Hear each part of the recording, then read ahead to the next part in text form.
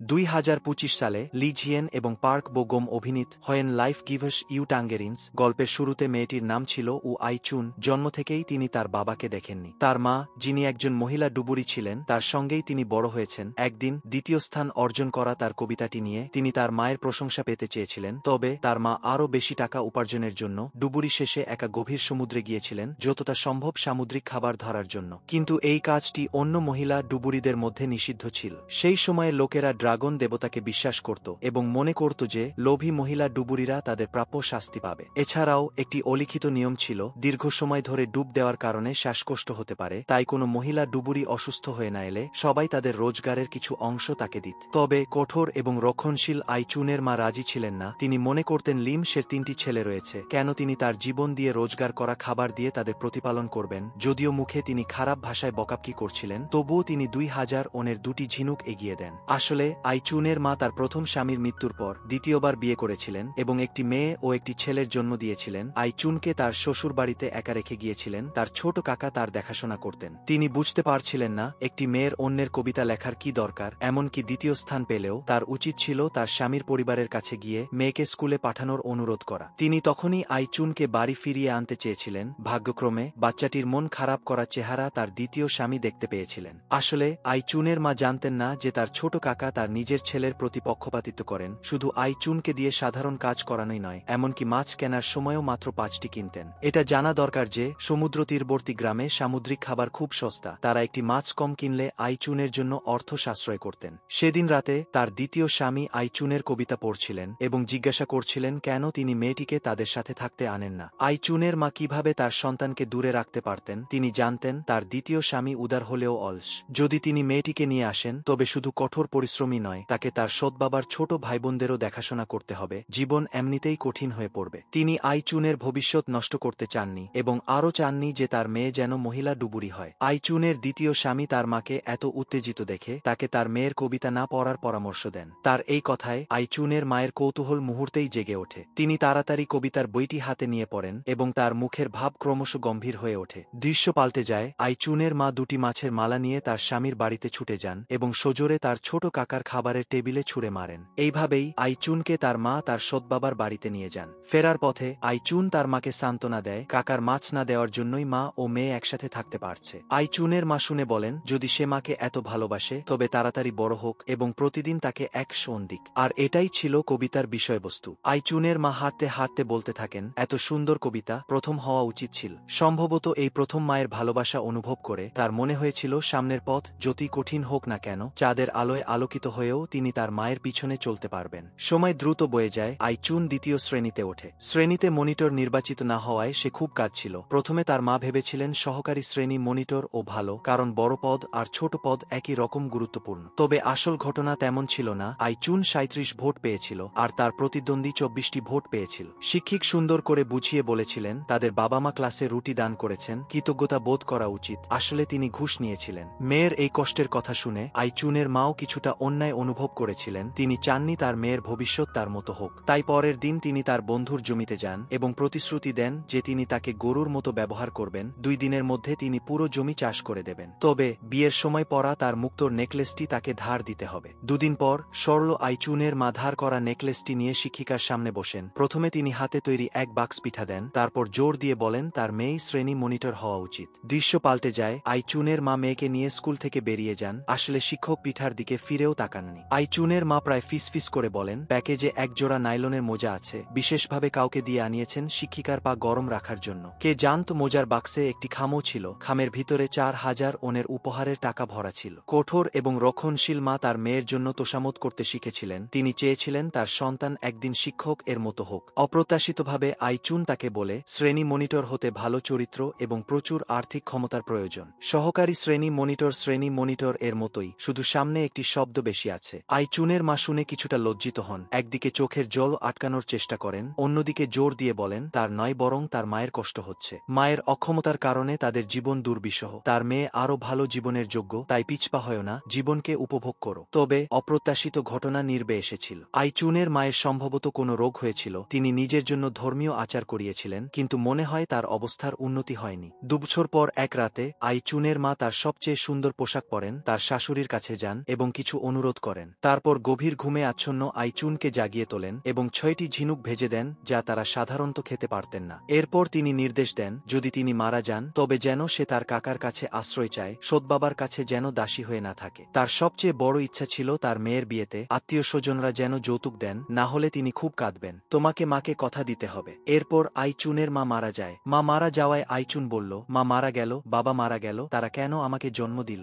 এরপর মায়ের ইচ্ছা শোনা সেই অল্পবয়সী মেয়েটির বয়স ছিল মাত্র 10 বছর। যখন বাবা মা তাকে মাছ খেতে দিত না তখন ছেলেটি সবসময় বাড়ি থেকে লুকিয়ে একটি বেশি মাছ এনে দিত। যখন সে শ্রেণী মনিটর নির্বাচিত হতে পারল না তখন ছেলেটি উঠোনে বসে তার সাথে মন খারাপ মন ভালো করত। যখন তার মা মারা যান এবং তার কষ্টের কথা বলার কেউ ছিল না তখন ছেলেটি টিফিন ক্যারিয়ার নিয়ে তার পিছু পিছু যেত এবং বলত কাঁদলে পেট খালি হয়ে যায়। সেই থেকে ছেলেটি আইচুনের ভরসা হয়ে ওঠে। কৈশোরে আইচুনের বাবা মা এবং আইচুনের মা একসাথে ছিলেন। সময় খুব দ্রুত কেটে যাচ্ছিল, তারা প্রায় প্রাপ্তবয়স্ক হয়ে গিয়েছিল। অন্য মহিলা ডুবুরিদের চোখে এই দুটি বাচ্চা ছিল ছোটবেলার বন্ধু, নিষ্পাপ প্রেমিক জুটি। কিন্তু ছেলেটির ঠাকুমা কিছুতেই তাদের একসাথে মেনে নিতে রাজি ছিলেন না। সেদিন রাতে আইচুন এবং ছেলেটি দ্বীপ ছেড়ে পালানোর সিদ্ধান্ত নেয়। এখানেই 1 নম্বর এপিসোড শেষ হয়। এখন 2 নম্বর এপিসোড আসা যাক। এই ছেলেটির নাম লিয়াং কুয়ানজি। সে তার পছন্দের মেয়ে আইচুনের পাশে 10 বছর ধরে ছিল। সে ছিল খুবই বোকা, কিভাবে তার ভেতরের কথা প্রকাশ করতে হয় তা সে জানত না। তবে একটি বিষয় প্রশংসার যোগ্য, সে কখনোই আইচুনের কাছে মিথ্যে বলেনি। কুয়ানজির ঠাকুমা তাদের দুজনের সম্পর্ক মেনে না নেওয়ায় আইচুন সবসময় রাগের মাথায় বলতো যে সে এই লোকটিকে বিয়ে করবে না। তার উপর সমুদ্র তার বাবা মাকে কেড়ে নিয়েছে,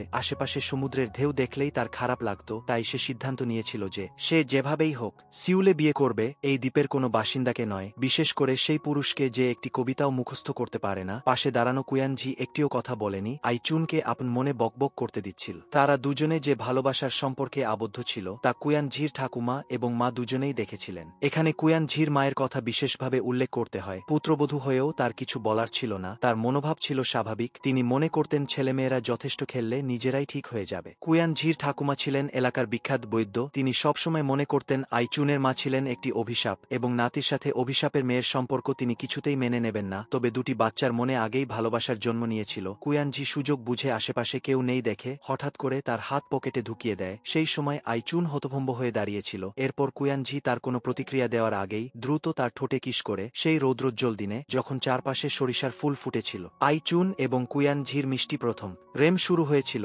এখানে একটি সন্দেহ রয়েছে, যখন আইচুনের বয়স 40 বছর বয়স ছিল তখন তার বিয়ের ছবিতে স্বামীর মুখ ঢাকা ছিল। যখন তার মেয়ে জিজ্ঞাসা করেছিল তার বাবা কি তার মায়ের প্রথম প্রেম, তখন সে উত্তর দিয়েছিল তার মনে নেই, অর্থাৎ আইচুনের স্বামী কুয়ানজি নাও হতে পারে। সময় ফিরে আসে সেই বসন্তে। প্রেমের সম্পর্ক নিশ্চিত হওয়ায় আইচুন খুব খুশি ছিল, কিন্তু বাড়ি ফিরে সে অপ্রত্যাশিতভাবে দেখতে পায় বহু বছর ধরে সমুদ্রে কাজ করা তার সৎবাবা এক সুন্দরী মহিলাকে নিয়ে এসেছেন। এই মহিলাটি তার সৎমা। সেদিন রাতে সৎমা এবং সৎবাবার মধ্যে খুব ঝগড়া হয়। তিনি তার স্বামীর মৃত স্ত্রীর সন্তানের দেখাশোনা করতে চাননি, কারণ তাদের নিজেদের বাচ্চা আগামী বছর জন্মাবে। আইচুন এই কথা শুনে মনে খুব কষ্ট পায় এবং সাথে সাথে তার কাকার কাছে যাওয়ার কথা ভাবে, কিন্তু ঠাকুমা খুব বিদ্ধ হয়ে যাওয়ায় তিনি আর কোনো সিদ্ধান্ত নিতে পারতেন না। তার কাকার চালানো কারখানাটিও তার ছেলে জুয়া খেলে হেরে গিয়েছিল। এখন তাদের অবস্থা সৎবাবার চেয়েও খারাপ। তার উপর কাকা আইচুনকে অপছন্দ করতেন, তাই তার ফিরে আসা সম্ভব ছিল না। পরের দিন সকালে সৎমা আইচুনের কিছু জিনিস বাইরে ফেলে দেন। সৎবাবাও ছিলেন নরম মনের মানুষ। এত বছর সমুদ্রে কাজ করেও তিনি কোনো টাকা জমাতে পারেননি। তার উপর তাদের দুজনের সন্তানের জন্ম হতে আর কয়েক মাস বাকি, অর্থাৎ আইচুন সেখানেও থাকতে পারবে না এবং তাকে নিজের পথ নিজেকেই খুঁজে নিতে হবে। কয়েকদিন পর কাকা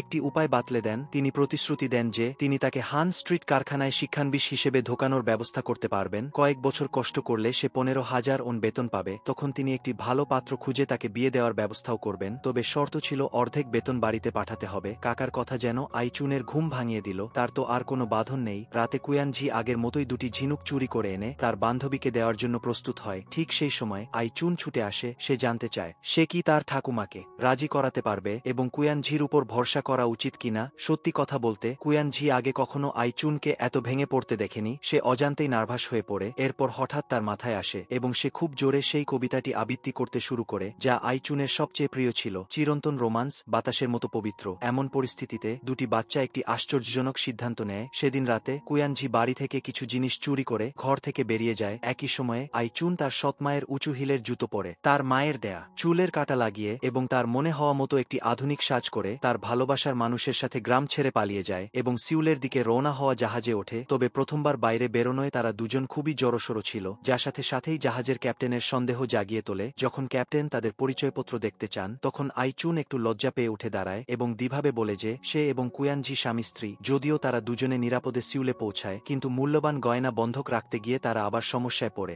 দোকানের মালকিন প্রথম দেখাতেই বুঝতে পারেন যে তারা স্বামী স্ত্রী নয় এবং সন্দেহ করেন জিনিসগুলো চোরাই, তাই তিনি বন্ধক রাখতে অস্বীকার করেন। সন্ধ্যা পর্যন্ত কুয়ানজি এবং আইচুন অবশেষে একটি সস্তা হোটেল খুঁজে পায়। তারা একটি আংটি দিয়ে এক রাতের ভাড়া মেটাতে চেয়েছিল। যখন মালিক দ্বিধাগ্রস্ত ছিলেন তখন মালকিন হঠাৎ করে আসেন। মনে হয় তিনি তাদের অসহায় অবস্থা বুঝতে পেরেছিলেন। তিনি একটি ঘর দিতে রাজি হন এবং পরের দিন ভাড়া দিতে বলেন। মধ্যরাতের পার হওয়া পর্যন্ত আইচুন এবং কুয়ানজি ঘুমায়নি। ঠিক সেই সময় মালকিন দুটি বাটির ভাত এবং এক বোতল মদ নিয়ে আসেন এবং বলেন যে এগুলো ভাড়ার অন্তর্ভুক্ত। পেট ভরে খেয়ে দিয়ে ভালোভাবে রাতের মজা করো। এই কথা শুনে দুজনের মুখ লাল হয়ে যায়। এরপর দৃশ্য পাল্টে যায়। পরের দিন সকালে যখন আইচুন ঘুম থেকে জেগে ওঠে তখন কুয়ানজি সবেমাত্র বাইরে থেকে ফিরে আসে এবং তার মানিব্যাগটি তার বুকের ভিতরে লুকিয়ে ফেলে। ঠিক সেই সময় তারা দুজনে একসাথে দেখতে পায় ঘরের পাখাটা কোনো কারণে খারাপ হয়ে গেছে। যাই হোক, কুয়ানজি কিছু একটা মেরামত করে এসেছিল, কিন্তু তার মনে হলো কোথাও একটা গরমিল রয়েছে। তাদের মালপত্র এবং মূল্যবান জিনিসপত্র মনে হয় সব গায়েব হয়ে গেছে। পুরো ঘরটা কেমন যেন ফাঁকা হয়ে গেছে। তবে মালিককে জানালে সে কিছুই জানে না বলে এড়িয়ে যায় এবং ক্রমাগত ভাড়ার জন্য পিরাপিরি করতে থাকে। অদ্ভুতভাবে মালকিনও যেন অন্য মানুষে পরিণত হয়েছে, অথচ তাদের কোনো মালপত্র দেখাই যায়নি। এমনকি মালকিন জোর দিয়ে বলে যে তারা নাকি গতকাল খালি হাতে এসেছিল। আইচুন সাথেই বুঝতে পারল এটা একটা ঠকবাজদের আস্তানা। ভাবা যায়নি মালকিন আগে থেকে ব্যবস্থা করে রেখেছিল। সে জানত লিয়াং শিয়াও ঝির কোনো পরিচয়পত্র নেই, তাই সরাসরি পুলিশে খবর দেওয়ার হুমকি দেয়। এই কথা শুনে আইচুন মুহূর্তেই হতাশ হয়ে পড়ে। তবে তার একটি রূপকথার গল্প মনে পড়ে, যেখানে ডাইনিকে মারলে সুখের জীবন পাওয়া যায়। তাই রাতে সে এবং কুয়ানজি হোটেলে ঢোকে তাদের জিনিসপত্র চুরি করে আনার জন্য। লিয়াং শিয়াও ঝি নিঃশব্দে মালিকের ঘরে ঢোকে। যখন তারা জিনিসপত্র নিয়ে পালাতে যাচ্ছিল তখন মালিকের ছোট মেয়ে তাদের দেখে ফেলে। দৃশ্য পাল্টে যায়। মালকিন পিছিয়ে পড়া আইচুনকে ধাক্কা মেরে ফেলে দেয়। কুয়ানজি শক্তিশালীভাবে কয়েক পা পিছিয়ে যায়, তারপর হঠাৎ করে সামনের দিকে ছুটে যায়। এখানেই 2 নম্বর এপিসোড শেষ হয়। চলো 3 নম্বর এপিসোডে আসা যাক। আইচুন এবং কুয়ানজি পরিচয়পত্র না থাকার কারণে পুলিশের হাতে ধরা পড়েছিল। পুলিশ অফিসাররা তাদের বংশের নাম ধরে তাদের মাথায় আঘাত করে শিক্ষা দেয়। পাশে দাঁড়ানো আইচুন হঠাৎ চিৎকার করে বলে, পুলিশ কি আমাদের মতো অপ্রাপ্তবয়স্কদের রক্ষা করার জন্য নয়? পুলিশ অফিসার আবার যখন আইচুনের মাথায় মারতে যা তখন কুয়ানজি হাত দিয়ে আটকায়। যাই হোক, মারলে আইচুনের মাথায় মারা যাবে না। দুটি ছোট বাচ্চার ভালোবাসা দেখে উল্টো দিকের বৃদ্ধ পুলিশ অফিসার আবেগাপ্লুত হয়ে পড়েন এবং বলেন এ যেন সাক্ষাৎ রোমিও এবং জুলিয়েট। তবে আসল কথায় ফেরা যাক। তাদের অভিভাবক এসে গেছেন। কুয়ানজির মা ছেলের চিন্তায় একা বড় শহরে তাদের খুঁজতে এসেছিলেন। পরে তিনি চালাকি করে শুধু পুলিশকে হোটেল মালকিনকে গ্রেফতার করতে সাহায্য করেননি, বরং বাচ্চাদের মালপত্র এবং টাকাও ফেরত আনেন। তবে একটি কথা বলতেই হয়, মালকিন জোর দিয়ে বলেছিলেন যে তিনি পাখাটি ভাঙেননি এবং কুয়ানজি ও আইচুনকে অবশ্যই ক্ষতিপূরণ দিতে হবে। কুয়ানজির মা ভাবনার চেয়ে শান্ত ছিলেন। তিনি ছেলেকে বকাঝকা করেননি, আইচুনকেও খারাপ কথা বলেননি, শুধু দেখেছিলেন তাদের বিয়ের সময় ঠাকুমা দেওয়া একটি আংটি মিসিং। যাই হোক, তিনি মনে করেছিলেন সবকিছু ঠিকঠাক আছে এবং আকাশ কুসুম ভাবনার পুত্রবধূকে মেনে নিয়েছেন বলে মনে হয়। কুয়ানজির মা আইচুনের হাত ধরে শান্তভাবে বলেন তার সাথে বাড়ি যেতে। ভাবা যায়নি এটাই ছিল দুটি ছোট বাচ্চার দুর্ভাগ্যের শুরু। পরের দিন স্কুল আইচুনকে বহিষ্কার করার সিদ্ধান্ত নেয়, কারণ কুয়ানজি দ্বীপের চতুর্থ সেরা খেলোয়াড় ছিল এবং আইচুন নারী হওয়ার কারণে সমস্ত খারাপ খ্যাতি তার উপর এসে পড়ে। সেই দিন থেকে আইচুন শুধু তার বাবা মাকেই হারায়নি, তার স্বপ্ন ভেঙে যায়। কাকা ক্রমাগত চিৎকার করতে থাকে যে সে পরিবারের মুখ ডুবিয়েছে। এর ফলে শুধু কারখানায় গেল না, সম্ভবত তার বিয়েও হবে না। কুয়ানজির পরিবারের অবস্থাও একই রকম ছিল। ঠাকুমার আগে বিছানায় পড়েছিলেন, বাবাও মাধ্যমিকের গণ্ডি না পেরোনো মেয়ের সাথে ছেলের বিয়ে দিতে রাজি ছিলেন না। কুয়ানজি এই খবর শুনে সাথেই আইচুনের বাড়িতে ছুটে যায় এবং বুঝতে পারে না কেন তাকে বহিষ্কার করা হয়েছে। ঠাকুমা বাধ্য হয়ে বুঝিয়ে বলেন দোষ দুজনের হলেও ছেলেকে বীর বলা হবে আর মেয়েটি হবে নির্লজ্জ। 4 তারিখ খুব সকালে কুয়ানজির মা কেবিনে বন্দি আইচুনকে খুঁজে বের করেন এবং তার হাত ধরে কিছুক্ষণ নীরব থেকে তাকে তার মায়ের একটি উপকার করার জন্য অনুরোধ করেন এবং আইচুন কুয়ানজির মায়ের অনুরোধ শুনে একটি মাত্র প্রশ্ন করে রাজি হয়ে যায়। এই রহস্য আমরা পরে ভেদ করব। সেদিন রাতে পরিবারের আশীর্বাদ না পাওয়া কুয়ানজি একা তাদের বাড়িতে বিয়ের প্রস্তাব দিতে যায়। কাকা স্পষ্ট করে বলেন তাদের পরিবারের অবস্থা ভালো নয়, যৌতুক দেওয়ার মতো কিছু নেই। ঠিক সেই সময় আইচুন দরজা ঠেলে ভেতরে ঢোকে এবং চিৎকার করে কুয়ানজিকে বেশি বাড়াবাড়ি না করতে বলে। সে রাস্তার ধারে সস্তায় বিক্রি হওয়া পচা মাছ নয়। তার বাপের বাড়ি না থাকলেও তার বিয়ে হবে না ভেবে যেন সে ভুল না করে। বান্ধবীর হঠাৎ করে এই পরিবর্তন দেখে কুয়ানজি কিছুক্ষণ হতভম্ব হয়ে যায়। পরের দিন আইচুনের জন্য একটি ঘটকালির ব্যবস্থা করা হয়। তখন তার সবেমাত্র 18 বছর বয়স এবং পাত্রটি ছিল একজন বিবাহিত এবং 2টি সন্তানের জনক এক বৃদ্ধ লোকটি আইচুন সম্পর্কে কিছু গুজব শুনেছিল। লোকটি মুখে বলেছিল ভালোবাসার কোনো দোষ নেই, তবে আসলে সে তার সতীত্ব নিয়ে খুব চিন্তিত ছিল। যদিও সে তা স্পষ্ট করে বলেনি, বৃদ্ধ লোকটিকে আইচুনের ভালো লাগেনি। যাওয়ার সময় আকাশ হঠাৎ করে কালো মেঘে ঢেকে যায় এবং বৃষ্টি শুরু হয়। কাকিমা পাশে দাঁড়িয়ে তাকে বোঝান বৃদ্ধ লোকটি 10 বছরের মধ্যে আইচুনকে কলেজে পাঠানোর প্রতিশ্রুতি দিয়েছে এবং বিয়ের পর ভালো ব্যবহার করলে তার কবিতার বই প্রকাশের জন্য অর্থ সাহায্য করবে। আসলে এই পুরো ঘটকালির ব্যবস্থা কুয়ানঝির মাই করেছিলেন। মেয়েরা বুঝতে পারছিল না তিনি কিভাবে একটি ছোট মেয়ের জীবন নষ্ট করতে পারেন। দুটি পরিবার কি এতটাই তাড়াহুড়ো করছিল আইচুনকে বিদায় করার জন্য? এদিকে কুয়ানঝি তাদের বাড়ির সমস্ত জিনিসপত্র আইচুনের বাড়িতে নিয়ে যান, দুজনের বিয়ের পণ হিসেবে, অথবা কাকা কাকিমা রাজি না হলেও সেগুলো আইচুনের খাবার হিসেবে ধরে নেওয়া হোক। এরপর থেকে প্রতিদিন সে যাতে না খেয়ে থাকে তার ব্যবস্থা তিনি করবেন, তবে ভুলেও যেন সেই বুড়ো লোকটিকে বিয়ে না করে। কুয়ানঝি কাকার কোনো প্রতিক্রিয়া না দেখে রাগে সেখানে দাঁড়িয়ে লাফালাফি করতে থাকে। কুয়ানঝি যখন ওয়ের বাড়ি থেকে বের হয় তখন তার সাথে আইচুন এবং সেই বৃদ্ধ লোকটির দেখা হয়। সে তার বান্ধবীকে টেনে নিয়ে যেতে চায় কিন্তু তাকে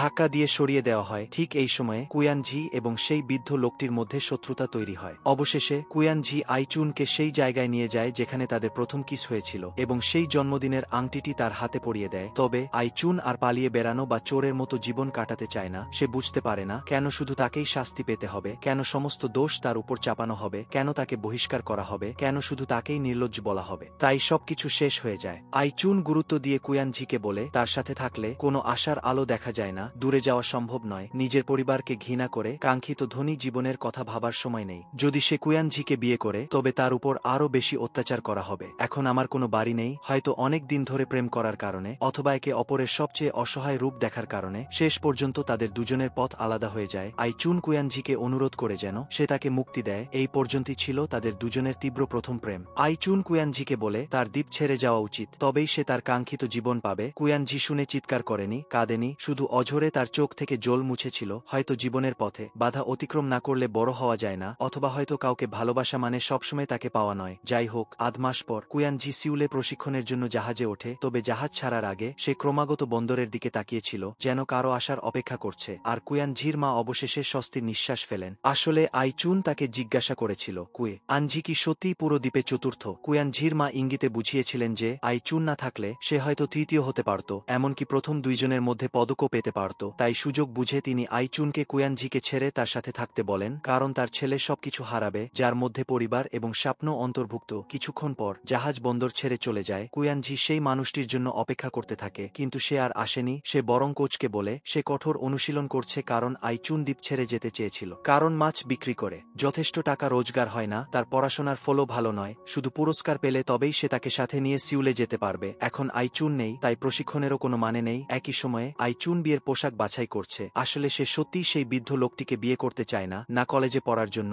না দক্ষ ডুবুরি হওয়ার জন্য, বরং সে কুয়ানঝির মাকে কথা দিয়েছিল তার ভালোবাসার মানুষটিকে তাড়ানোর জন্য, যাতে সে ভালো জীবন পায়। তাই বাধ্য হয়ে সে মিথ্যে কথা বলেছিল। এখন জাহাজের ছাড়ার সময় যত এগিয়ে আসছে আইচুনের মন ততই খারাপ হয়ে যাচ্ছে। অবশেষে সে কুয়ানঝির মায়ের দেওয়া প্রতিশ্রুতি ভেঙে বন্দরের দিকে ছুটে যায়। এই সিনটা তোমরা ফেসবুক বা ইউটিউবে দেখেছো, অনেক ইমোশনাল সিন। তবে আইচুন একটু দেরিতে এসেছিল, জাহাজ অনেক দূরে চলে গিয়েছিল। আইচুন জোরে জোরে কুয়ানঝি কে ডাকতে শুরু করে। একই সময়ে কুয়ানঝি ক্যাপ্টেনের ঘরে ছুটে যায় এবং জাহাজ ঘোরানোর অনুরোধ করে। ক্যাপ্টেন তাকে দেখে হতভম্ব হয়ে যান, এই ছেলে আবার জাহাজে উঠল কিভাবে? কুয়ানঝি অনেক কাকুতি মিনতি করলেও ক্যাপ্টেন রাজি হননি। ঠিক সেই সময় কোচের একটি কথা তার ঘুম ভাঙায়, আইচুন ছাড়া কি সে মরে যাবে? কুয়ানঝি সোজা সমুদ্রে ঝাঁপ দেয় আর সাঁতার কেটে তীরে চলে আসে, আর আবার তাদের ভালোবাসা সকল হয়। অবশেষে আইচুন তার ইচ্ছামতো কুয়ানঝিকে বিয়ে করে 8 মাস পর তাদের প্রথম মেয়ের জন্ম হয়। এখানে কেউ হয়তো জিজ্ঞাসা করবেন 8 মাস কেন? এর উত্তর দিতে হলে সেই রাতের কথা বলতে হবে যখন তারা হোটেলে ছিল। পাখাটা আসলে তাদের ঝগড়ার সময় ভেঙেছিল।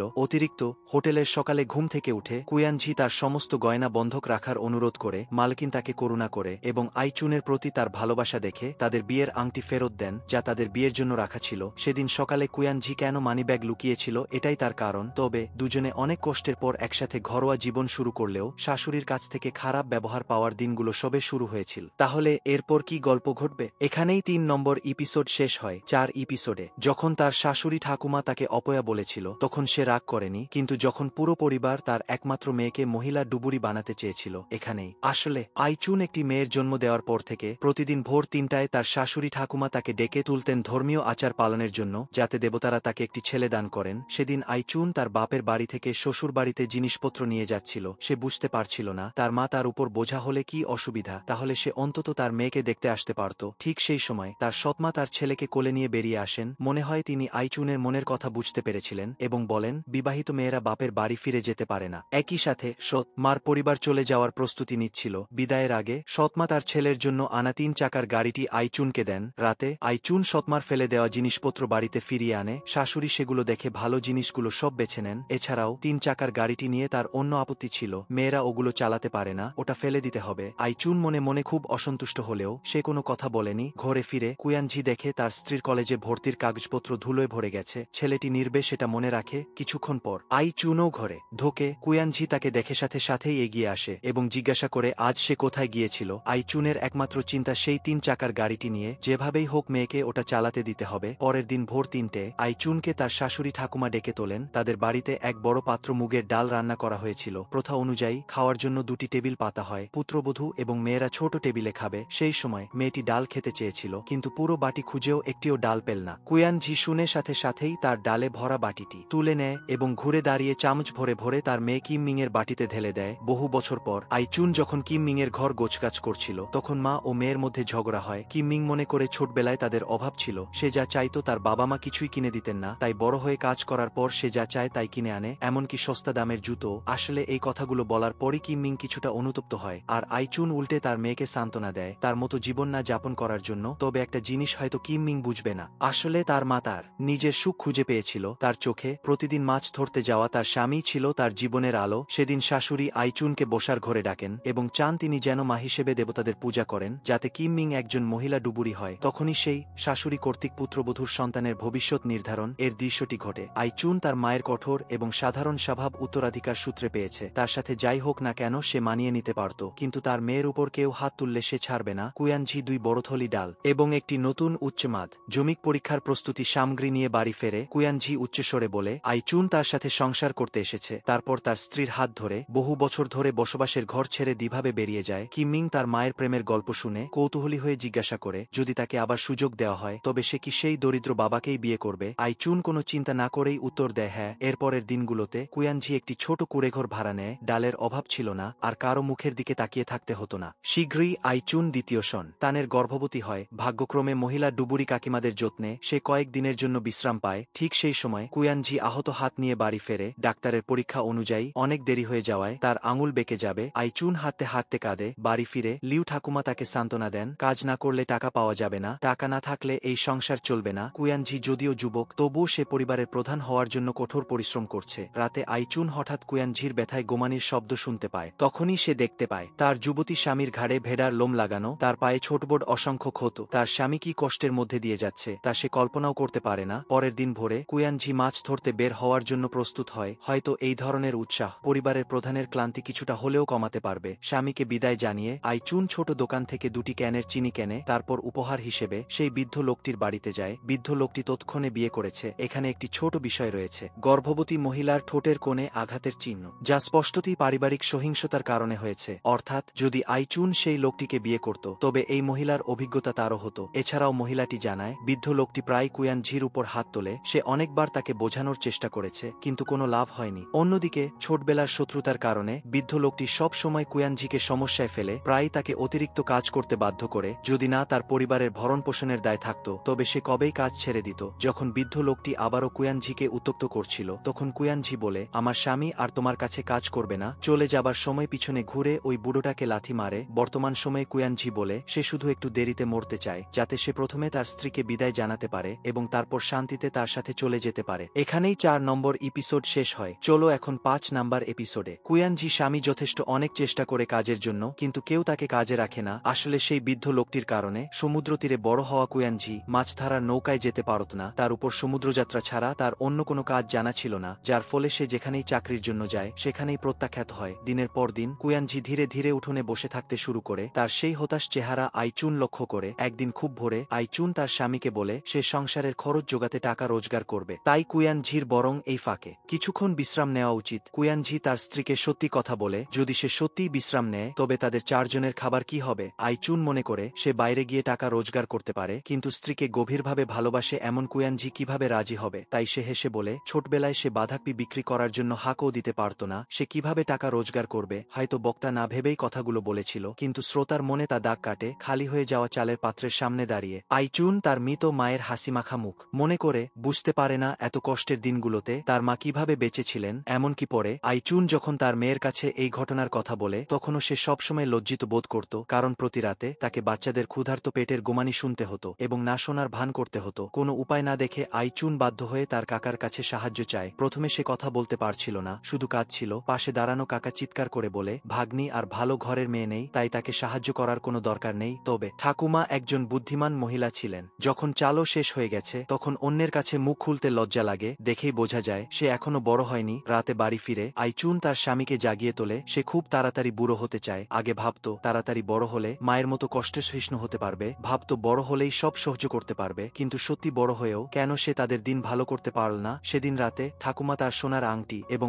অনেক দিন ধরে লুকিয়ে রাখা সঞ্চয়ের খাতা দুটোই আইচুনের হাতে তুলে দেন। আশা করল নাতজামাই একটা নৌকা কিনতে পারবে। উপরের সব টাকা তার এক এক পয়সা করে জমানো, আর এর উদ্দেশ্য হলো আইচুনের মায়ের কাছে তার ঋণ। আইচুনন বলল, তাহলে তুমি টাকা লুকিয়ে রেখেছিলে আমাকে দেয়ার জন্য? দাদিমা বলে, তোমার মা টাকা লুকিয়ে রেখেছিল। আসলে আইচুনের মা বুঝতে পেরেছিল তার আর বেশি দিন নেই। সেদিন রাতে সে নানির কাছে গিয়েছিল, বুড়িকে অনুরোধ করেছিল তার সাথে একবারের জন্য ফটোগ্রাফির দোকানে যেতে। তখন আইচুনের মা তার জীবনের সেরা পোশাকটি পরেছিল। নানি এক দেখাতেই বুঝতে পেরেছিল ওটা তার আর ছেলের বিয়ের পোশাক। নানি নিজের হাতে তাকে সুন্দর করে লিপস্টিক পরিয়ে দিয়েছিল। আইচুনের মা চেয়েছিল নিজের জীবনের টাকা আইচুনের জন্য রাখুক, প্রতিজ্ঞা করেছিল ওপারে গেলে অবশ্যই তার আদরের ছেলেকে খুঁজে বের করবে, তারপর চিরকাল স্বামীর পাশে থাকবে, আর কখনো দ্বিতীয়বার বিয়ে করবে না। নানি শুনে আইচুনের মাকে অনুরোধ করল। আইচুনের মা কোনো চিন্তা না করেই রাজি হয়ে গেল, কিন্তু শর্ত হিসেবে সে তার শাশুড়িকে তার স্বামীর সন্তানের যত্ন নিতে অনুরোধ করল। আইচুনের বয়স মাত্র 10 বছর, তার একটা আশ্রয়ের প্রয়োজন। ছেলেটা খুব বুঝদার, সারাদিন ধরে ঝামেলা করবে না। যদি কোনো একদিন কোনো সাহায্য না চাওয়া মেয়ে তার নানির কাছে যায় তাহলে বুঝতে হবে তার দিন আর চলছে না। তখন দয়া করে নানি যেন অবশ্যই সাহায্যের হাত বাড়িয়ে দেন। শুধু একবারের জন্য সাহায্য করলেই শাশুড়ি বুমার আর কোনো ঋণ থাকবে না। আর এটাই ছিল আইচুনের মায়ের নানির কাছে শেষ অনুরোধ। আইচুন শুনে জিজ্ঞাসা করল, যদি সে নানি হয় তবে কি সে তার মাকে ভুলে যাবে? নানি স্পষ্ট করে বলল, সেটা অসম্ভব। বাবা মাকে হারানোর কষ্ট সময়ের সাথে সাথে মনে লুকিয়ে থাকবে, কিন্তু সেই অনুভূতিটা যেন বুকে ছুরি মারার মতো, যা কখনো ভোলা যাবে না। দুজনে নানি আর মায়ের ভালো উদ্দেশ্য মেনে নিল। কুয়ানঝি বড়দের কাছে প্রতিজ্ঞা করল, যাই হোক না কেন সে আইচুনকে হতাশ করবে না। সমুজ গড়ালো, গ্রীষ্মকাল এলো। কুয়ানঝির পরিবার আইচুনের পরিবারের দেয়া টাকায় একটি মাছ ধরার নৌকা কিনল। পূজা অনুষ্ঠানে কুয়ানঝির মা খুব খুশি হল, বলল তার ছেলে জন্ম থেকেই কোনো অভাব জানত না, এখন আশেপাশের সাগরেও ভালো পরিবারের নৌকা দেখা যাচ্ছে। সেই টাউন প্রধান তো ভেবেছিল ওটা তারই টাকা। ঠিক এই সময় আইচুন মনে করিয়ে দিল ওটা উপরিবারের নৌকা, ভালো পরিবারের নয়, কারণ ওটা নানি তাকে কিনে দিয়েছে। তাই স্বামীর কোনো অভাব না থাকার কারণ তার এই পুত্রবধূ। কুয়ানঝি তার খুশি স্ত্রীর দিকে তাকিয়ে অনেক দিন পর হাসল। পাশের সমুদ্রের মেয়েরা হাসাহাসি শুরু করল। তীব্র পরিশ্রম আর আনন্দের কারণে আইচুনের দ্বিতীয় সন্তান সময়ের আগেই পৃথিবীতে এলো। সময় গড়ালো। 2 বছর পর দিন দিন ভালো থাকা আইচুনকে আর শাশুড়ির দেখা করতে আসে। একদিকে সে তৃতীয়বারের মতো গর্ভবতী, আর অন্যদিকে অনেক পরিশ্রম করছে কুয়ানঝি। সে শুধু সদ্যজাত ইংমিংয়ের যত্ন নেয় না, সবসময় বড় মেয়ে জিংমিংয়ের প্রিয় স্কুইড নিয়ে আসে, আর ক্রমাগত তার মাকে মুরগিকে বিরক্ত না করার জন্য সতর্ক করে। সেদিন রাতে কুয়ানঝি তার মেয়ের প্রিয় স্কুইড বাড়িও আলার কাছে দিয়ে এলো, কারণ তারা শীঘ্রই চলে যাবে, তাই বুড়িকে ধন্যবাদ জানাতে চায়। এতক্ষণে আইচুন বুঝতে পারল তার স্বামী তাকে একটা বাড়ি কিনে দিয়েছে। যখন দুজনে মায়ের পুরনো বাড়িতে ফিরে এলো আইচুন কান্নায় ভেঙে পড়ল। আসলে কুয়ানঝি সব জানত। 6 বছর বয়স থেকে স্ত্রী যখনই সময় পেত মায়ের সাথে দেখা করার জন্য অনেক দূরে পাহাড় পথে হেঁটে যেত। কুয়ানঝি জানত স্ত্রী এই বাড়িটি পছন্দ করে, কারণ তার মৃত মা সে সবসময় বকবক করত। প্রতিবার এখান দিয়ে যাওয়ার সময় মায়ের রান্নার গন্ধ পেত। সেই বছর চুনের মা টাকা জমাতে চেষ্টা করেছিল শুধু এই বাড়িটি কেনার জন্য। আজ তার সামর্থ্য হওয়ার সাথে সাথেই সে এটা কিনে নিয়েছে। নতুন বাড়িতে যাওয়ার রাতে আইচুন একটা স্বপ্ন দেখল। সে দেখল তার মা খুব মনোযোগ দিয়ে ঘর পরিষ্কার করছে। সেই যত্নের ভঙ্গিটা দেখলে মনে হয় যেন কোনো কৃপণ মহিলা। এছাড়াও আইচুনের মা মেয়েকে সাবধান করল, পাশের বাড়ির মহিলার একটা ট্রাক আছে। হঠাৎ আইচুন ঘুম থেকে জেগে উঠল। সাথে সাথেই তার মনে হলো যেন তার প্রসব বেদনা শুরু হয়েছে। মুহূর্তের মধ্যে মায়ের কথা মনে পড়ে গেল। ঘুমন্ত জিনমিংকে পাশের বাড়ির আন্টিকে ডেকে আনতে বলল। তখন পাশের বাড়ির প্রতিবেশী ট্রাক চালিয়ে আইচুনকে নিয়ে হাসপাতালের দিকে রওনা হলো। পরপর 2টো নাতি হওয়ায় বুড়ি দিদিমা হাসতে হাসতে গড়িয়ে পড়ছিলেন। একই সময়ে কুয়ানঝির কাছ থেকেও ভালো খবর এলো, তার সমুদ্রের নৌকা আবার ভরে ফিরেছে। সেদিন রাতে কুয়ানঝি নৌকার নম্বর মুছে ফেলল, স্ত্রীকে নতুন নম্বর লিখতে দেবে বলে। তবে আইচুন জানত সবাই বলে মেয়েদের নৌকায় ওঠা অশুভ, তাই সে কিছুটা দ্বিধাগ্রস্ত ছিল। অপ্রত্যাশিতভাবে কুয়ানঝি দৃঢ়ভাবে বলল সে ওসব বিশ্বাস করে না। তার স্ত্রী আর 3 সন্তানই তার রক্ষাকর্তা। যাই হোক না কেন সে জীবিত ফিরে আসবে। ঠিক এই সময় জিনমিং নৌকায় উঠতে যাচ্ছিল, কিন্তু আইচুন তাকে টেনে ধরল। তবে সে তার মেয়ের দিকে তাকিয়ে মেয়েদের নৌকায় ওঠা অশুভ কথাটি বলতে পারল না। অবশেষে আইচুন কুসংস্কার ত্যাগ করল, সাহসের সাথে তার স্বামীর বাড়ানো হাত ধরল। আর এটাই ছিল তার বড় মেয়ের সাথে তাদের নিজেদের মাছ ধরার নৌকায় প্রথম ওঠা। কুয়ানঝি তার স্ত্রী ও সন্তানদের নিয়ে অনেক দূরে গেল। আগ্রহ নিয়ে আইচুনের মাকে বলল, আইচুন আইচুনও সমুদ্রের রাজাকে তার বামির প্রতি সদয় হতে বলল। স্ত্রীকে অনেকক্ষণ পরিশ্রম করতে দেখেও যখন তার উৎসাহ কমল না, তখন কুয়ানঝি তাকে থুতু ফেলতে বলল। শেষ পর্যন্ত আইচুন থুতু ফেলেনি, তবে সে নৌকায় নতুন নম্বর লিখেছিল, নাম দিয়েছিল জিন ইন টং মাছ ধরার নৌকা, যা তাদের 3 সন্তানের নামের সাথে মিলে যায়। সেই গ্রীষ্মে এই দম্পতি শুধু তাদের সুখী পায়নি, বরং তারা উজ্জ্বল রোদ আরও দীর্ঘকাল ধরে পাওয়ার আশা করেছিল। এখানেই 5 নম্বর এপিসোড শেষ হয়। চলো এখন 6 নাম্বার এপিসোডে। বাবার আর্তনাদ ঢেউজের গর্জনকেও ছাপিয়ে গেল। মা নির্বাক হয়ে তার কোলে বরফের মতো ঠান্ডা ছেলেটিকে ধরে রাখল। সাগর তার বাবা মাকে কেড়ে নিয়েছে, এখন তার ছেলেকেও ছিনিয়ে নিল। গ্রীষ্মকাল যদিও অফুরন্ত প্রাণচাঞ্চল্য নিয়ে আসে, তবুও মুহূর্তের মধ্যে দেওয়া সবকিছু কেড়ে নিতে পারে। আইচুন এবং কুয়ানঝির স্থিতিশীল 4 বছর পর। সেদিন আবহাওয়ার পূর্বাভাসে ছোট দ্বীপে ঘূর্ণিঝড়ের পূর্বাভাস ছিল। মূলত সে তার 2 ছেলে ইন মিং এবং টং মিংকে নিয়ে বাড়িতে ছিল, কিন্তু ছোট ছেলে টং মিং সর্বদা আলমারির উপরের মিষ্টির জন্য ব্যাকুল থাকত। মায়ের অসাবধানতার সুযোগ নিয়ে সে উঠে গিয়ে মিষ্টি নিতে গেল, ফলস্বরূপ অসাবধানে সমস্ত মিষ্টি মেঝেতে পড়ে ভেঙে গেল। আইচুন যদিও রাগান্বিত হয়নি, তবুও সে টং মিংকে অবিরাম বকাবকি করতে লাগল। ঠিক সেই সময় বড় মেয়ে জিন মিংয়ের সহপাঠী বাড়িতে এসে তাকে দুর্ঘটনার খবর দিল। আইচুন শুনে উদ্বিগ্নভাবে ঘর থেকে বেরিয়ে গেল, ক্রমাগত মেয়ের কি হয়েছে জিজ্ঞাসা করতে লাগল। ভাগ্যক্রমে জিন মিং সাইকেল চালানোর সময় পড়ে গিয়েছিল এবং তার কোনো গুরুতর আঘাত লাগেনি, কিন্তু বাড়ির দরজায় ফিরে এসে আইচুন বুঝতে পারল কিছু একটা ভুল হয়েছে। ইন মিং এবং টং মিং দুজনেই নিখোঁজ, তবে ঘরের প্রতিটি কোণ তন্ন তন্ন করে খুঁজেও ছেলে দুটোর কোনো সন্ধান পাওয়া গেল না। ঠিক সেই সময় লিউ বুড়ি এবং মোটা সামান ইন মিংকে ফিরিয়ে আনলো। আইচুন তার ছেলেকে ডাকতে যাচ্ছিল, তখনই প্রতিবেশীর চাচি মামিরা বলল সে নাকি বন্যা প্রতিরোধের বাঁধের উপর দাঁড়িয়েছিল। মুখের কথা মুখেই রয়ে গেল। এতক্ষণে সে বুঝতে পারল টং মিং তার সাথে ফেরেনি। আসলে আইচুন তাড়াহুড়ো করে বাড়ি থেকে বেরিয়ে যাওয়ার পর ইন মিং সম্ভবত কিছু ভেবেছিল এবং তার ভাইকে বাড়িতে ফেলে রেখে গিয়েছিল, আর টং মিং একা কিছুটা ভয় পেয়ে জুতো পরারও সময় না পেয়ে টলমল পায়ে ঘর থেকে বেরিয়ে দৌড়েছিল। অর্থাৎ টং মিং নিখোঁজ। সে জিন মিংকে ফিশারি অ্যাসোসিয়েশনে ফোন করে কুয়ানঝিকে জানাতে বলল, তারপর আইচুনকে নিয়ে অন্যদিকে খুঁজতে গেল। আনজি খবর পাওয়ার আগে বাঁধের দেওয়াল মেরামত করছিল। একই সময়ে গ্রামের আবাল বৃদ্ধবনিতা সবাই টং মিংকে খুঁজতে সাহায্য করছিল। আইচুন পাগলের মতো গ্রামের প্রতিটি রাস্তা খুঁজে বেড়াচ্ছিল। কিছুক্ষণ পর কোকডা চুলের সামান তাকে খুঁজে পেল। আইচুন যদিও কোকডা চুলের সামানের কণ্ঠস্বর থেকে অর্থ বুঝতে পেরেছিল, তবুও সে বিশ্বাস করতে রাজি ছিল না। যতক্ষণ না সে তার নিস্তেজ ছোট ছেলেকে কোলে তুলে নিল, ততক্ষণ সে বুঝতে পারল সবকিছু সত্যি। আইচুন মরিয়া হয়ে বরফ ঠান্ডা দেহটিকে ঘষতে লাগলো। সেদিন রাতে ঘূর্ণিঝড় চলে গেল। আইচুন শোকের পোশাক পরে নীরব কান্নায় ভেঙে পড়ল। সে সেই সময়ে টং মিংকে জড়িয়ে ধরতে না পারার জন্য অনুতপ্ত। শুধু তার ছেলের ব্যবহৃত চামচটি ধরে অসহ্য যন্ত্রণায় কাঁদতে লাগল। অপ্রত্যাশিতভাবে শাশুড়ি আইচুনকে দোষ দেননি, বরং পুত্রবধূকে সাহস জুগিয়েছিলেন। এই কথাটি আইচুনকে তার মৃত মায়ের কথা মনে করিয়ে দিল। বিদায়ের আগে মা একই কথা বলেছিলেন। তিনি আশা করেছিলেন তার মেয়ে যখন অসহায় বোধ করবে তখন সমুদ্রের মেয়েদের কথা ভাববে। যেন মা উত্তাল সমুদ্রে মৃত্যুর সাথে অসংখ্যবার লড়াই করে বেঁচে থাকার কারণ খুঁজে পেয়েছিল। তাকে অবশ্যই দৃঢ়ভাবে উঠে দাঁড়াতে হবে এবং জীবনের শেষ পর্যন্ত লড়াই করতে হবে এবং নিজেকে বলতে হবে সে মরবে না। যাই হোক না কেন তাকে বেঁচে থাকতে হবে। সম্ভবত মায়ের কথা আইচুনকে জাগিয়ে তুলেছিল, অথবা সম্ভবত আরও 2টি সন্তানের যত্ন নেওয়ার প্রয়োজন ছিল। মোট কথা সে অভিবাসীদের পাশে এসে তাদের জন্য স্যুপ রান্না করতে সাহায্য করতে শুরু করল, কিন্তু বাচ্চারা তার দিকে মনোযোগ দিল না। একই সময়ে কুয়ানঝি বুঝতে পারল তার ছেলের সমস্ত বিষয়ে পূর্ণ নম্বর। সে কৌতূহলী হলো কেন সে বাবা মাকে কিছুই বলেনি। অপ্রত্যাশিতভাবে জিন মিং কাঁদতে শুরু করল। অন্যদিকে অভিবাসী মনে করল মা নিশ্চয়ই তার উপর রেগে আছে। যদি সে দৌড়ে গিয়ে তার ভাইকে না দেখত তাহলে তার ভাই মারা যেত না। অর্থাৎ অভিবাসী মনে করে সে টং মিংকে মেরে ফেলেছে। একই সময়ে জিন মিং আরও বেশি কাঁদতে লাগলো। সে মনে করল সবই তার দোষ। যদি সেদিন সে সাইকেল চালাতে না যেত তাহলে তার ভাই টং মিং সম্ভবত মারা যেত না। এতক্ষণে মা আইচুন এবং বাবা কুয়ানঝি বুঝতে পারলেন টং মিং এর মৃত্যু জীবিত বাচ্চাদের মানসিকতাকে প্রভাবিত করেছে। তাই 3 দিন শোক করার পর প্রাপ্ত বয়স্ক বাবা মা একটি শক্তিশালী ভাব দেখিয়ে বাইরে থেকে আগের মতোই স্বাভাবিক থাকার চেষ্টা করল, কিন্তু আসলে তারা শোকের ছায়া থেকে বেরোতে পারছিল না। ধীরে ধীরে আধ মাস কেটে গেল। আইচুন অবশেষে তার স্বামীকে তার মনের কথা খুলে বলল টং মিং এর মৃত্যুর জন্য সেই দায়ী। সে প্রায়শই বাচ্চাদের বন্যা প্রতিরোধের বাঁধের উপর রেখে যেত,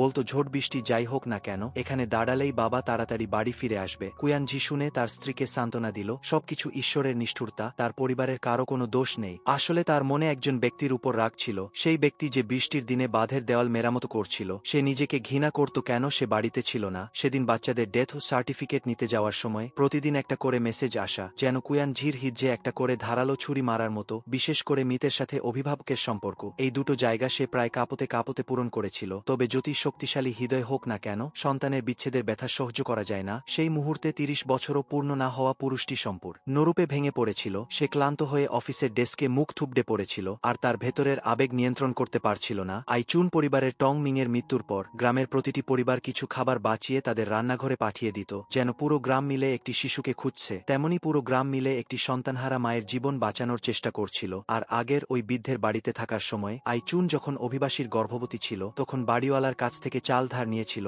বৃদ্ধ দম্পতি যদিও সামনাসামনি দেখা করেনি, তবুও প্রতিদিন রাতে তাদের চালের পাত্রে কিছু চাল ঢেলে দিত, যা তিনজনের পরিবারের জন্য যথেষ্ট ছিল। ধীরে ধীরে আইচুন বুঝতে পারল কিছু একটা ভুল হচ্ছে। স্পষ্টতই খালি চালের পাত্র পরের দিন সকালে কিছুটা ভরে যেত। আসলে বৃদ্ধ দম্পতি এত কষ্ট করে সাহায্য করছিল কারণ তারা ভয় পাচ্ছিল আইচুন হয়তো লজ্জিত হবে এবং বোঝা মনে করবে। তাই তারা এই বুদ্ধিমান উপায় বের করেছিল, কারণ কোনো মানুষই একজন গর্ভবতী মহিলাকে অভুক্ত দেখতে পারে না। আরেকটি বিষয়, যে ব্যক্তি দম্পতিকে 3 মাসের ভাড়া অগ্রিম দিয়েছিল সে ছিল আইচুনের শোধ মা, কারণ বাড়িওয়ালা ভুল লিখেছিল। তাই আইচুন এবং কুয়ানজি বুঝতে পারেনি কে তাদের ভাড়া দিয়েছে, যদিও তারা জানে না। তবুও দিনগুলো ধীরে ধীরে কেটে যাচ্ছে, কারণ জীবন কোনো মহড়া নয় এবং তা থামেও না। সিউল বিশ্ববিদ্যালয়ে ভর্তি হওয়া জিনমিং বিশ্ববিদ্যালয়ে গিয়ে জানতে পারল ধনী এবং দরিদ্রদের মধ্যে কতটা পার্থক্য। এখানেই 6 নম্বর এপিসোড শেষ হয়। চলো এখন 7 ও 8 নাম্বার এপিসোডে। বাবা মায়ের উপর কিছুটা চাপ কমানোর জন্য জিনমিং পার্ট টাইম কাজ করার সিদ্ধান্ত নিল। সে গৃহশিক্ষকতা বেছে নিল, কিন্তু অপ্রত্যাশিতভাবে এই বাড়ির মালিক জিনমিংকে ভাড়াটে পরীক্ষার্থী হিসেবে ব্যবহার করতে চাইল, তাদের মেয়েকে পরীক্ষায় নকল করতে সাহায্য করার জন্য।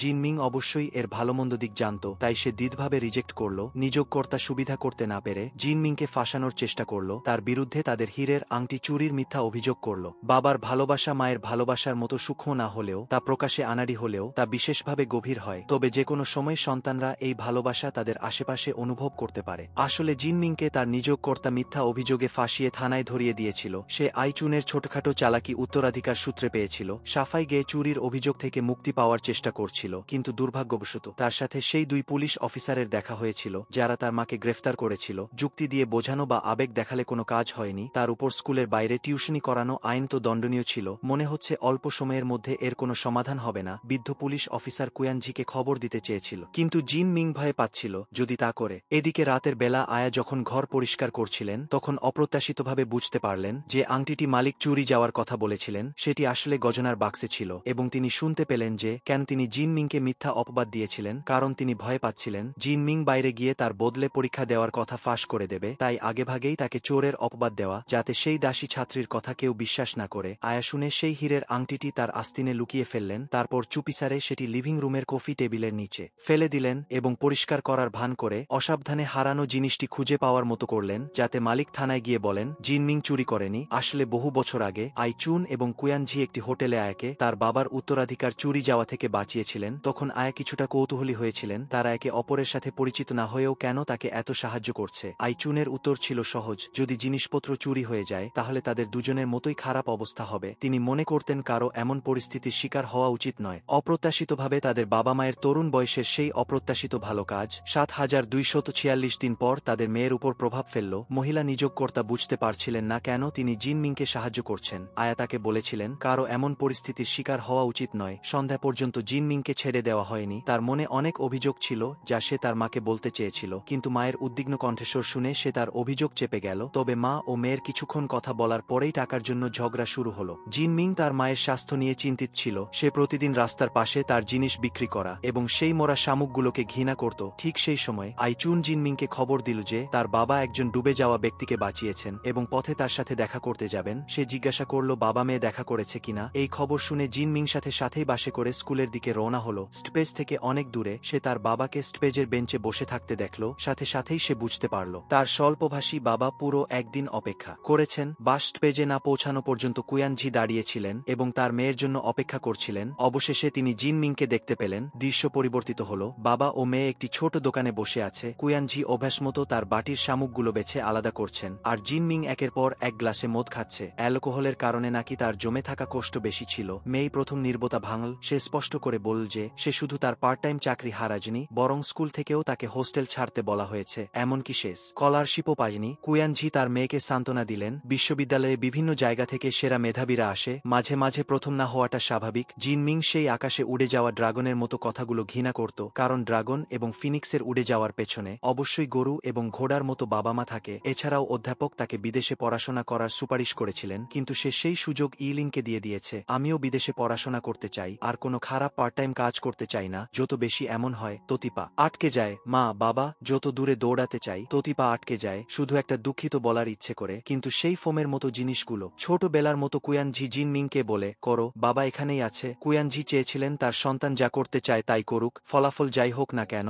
বাবা দ্বিধা ছাড়াই সমর্থন করবেন। দৃশ্য পরিবর্তিত হল, বাবা ও মেয়ে একটি দূরপাল্লার বাস স্টেশনে বসে আছে। কুয়ানঝি তার মেয়েকে এটা করো না, ওটা সাবধানে করো বলে অবিরাম উপদেশ দিচ্ছেন। তবে এই মুহূর্তে জিনমিং বুঝতে পারল তার বাবাকে ধরে নিয়ে যাওয়া হয়েছিল এবং তিনি দলের শুভেচ্ছা দূত হয়েছিলেন। তার হাতের কবজির চিহ্ন যত দেখছিল ততই তার খারাপ লাগছিল। অবশেষে পরিবারের প্রতি তার অপরাধবোধ এবং ভেতরের কষ্ট গরম অশ্রুতে পরিণত হয়ে ক্রমাগত ঝরে পড়ছিল। কুয়ানঝি বিদায় নেওয়ার আগে লাজুকভাবে তার মেয়েকে হাত নেড়ে ডাকলেন। একইভাবে স্বল্পভাষী জিনমিং ফোনে তার মায়ের কথা মনে করে সাহস সঞ্চয় করে বাবার দিকে হাত নাড়ল। কুয়ানঝি আনন্দে আত্মহারা হয়ে গেলেন। সম্ভবত সব বাবার চোখেই তাদের মেয়েরা ছোটবেলার মতোই বড় হয় না। 20 বছর আগের কথা মনে পড়ে আইচুন হাই স্কুলের ক্যাম্পাসে সাহিত্য রচনা প্রতিযোগিতায় বসেছিল। তখন সে অসাধারণ প্রতিভার অধিকারী এবং উদ্যমী ছিল। তার ছোট সহচর লিয়াং কুয়ানঝি আইচুনের লেখা কবিতা চুরি করে দেখছিল এবং আইচুনকে বলেছিল, এই প্রতিযোগিতায় তুমি অবশ্যই প্রথম হবে এবং ভবিষ্যতে একজন মহান কবি হবে। আর সময় বয়ে গেল, আবার সেই রচনা প্রতিযোগিতা। 20 বছর পর আইচুন আবার এখানে বসে, তবে সে কেবল একটি স্টল দিয়ে জিনিস বিক্রি করে এবং ছাত্রদের দিকে তাকিয়ে ঈর্ষান্বিত হয়। পাশে সমুদ্রের মেয়েদের চাচি। এইমাত্র আইচুন হঠাৎ করে এবারের রচনা প্রতিযোগিতার বিষয় নিয়ে যে কবিতা লিখেছিল তা দেখে তখন আইচুনকে প্রতিযোগিতায় অংশ নিতে উৎসাহিত করেছিল। কিন্তু আইচুন কেবল অসহায়ভাবে হেসেছিল। সে তো আর হাই স্কুলের ছাত্রী নয়, এখন জীবিকা নির্বাহের জন্য লড়াই করা একজন নারী বুঝতে পারে তার অতীতের স্বপ্ন বাস্তব থেকে কতটা দূরে চলে গেছে।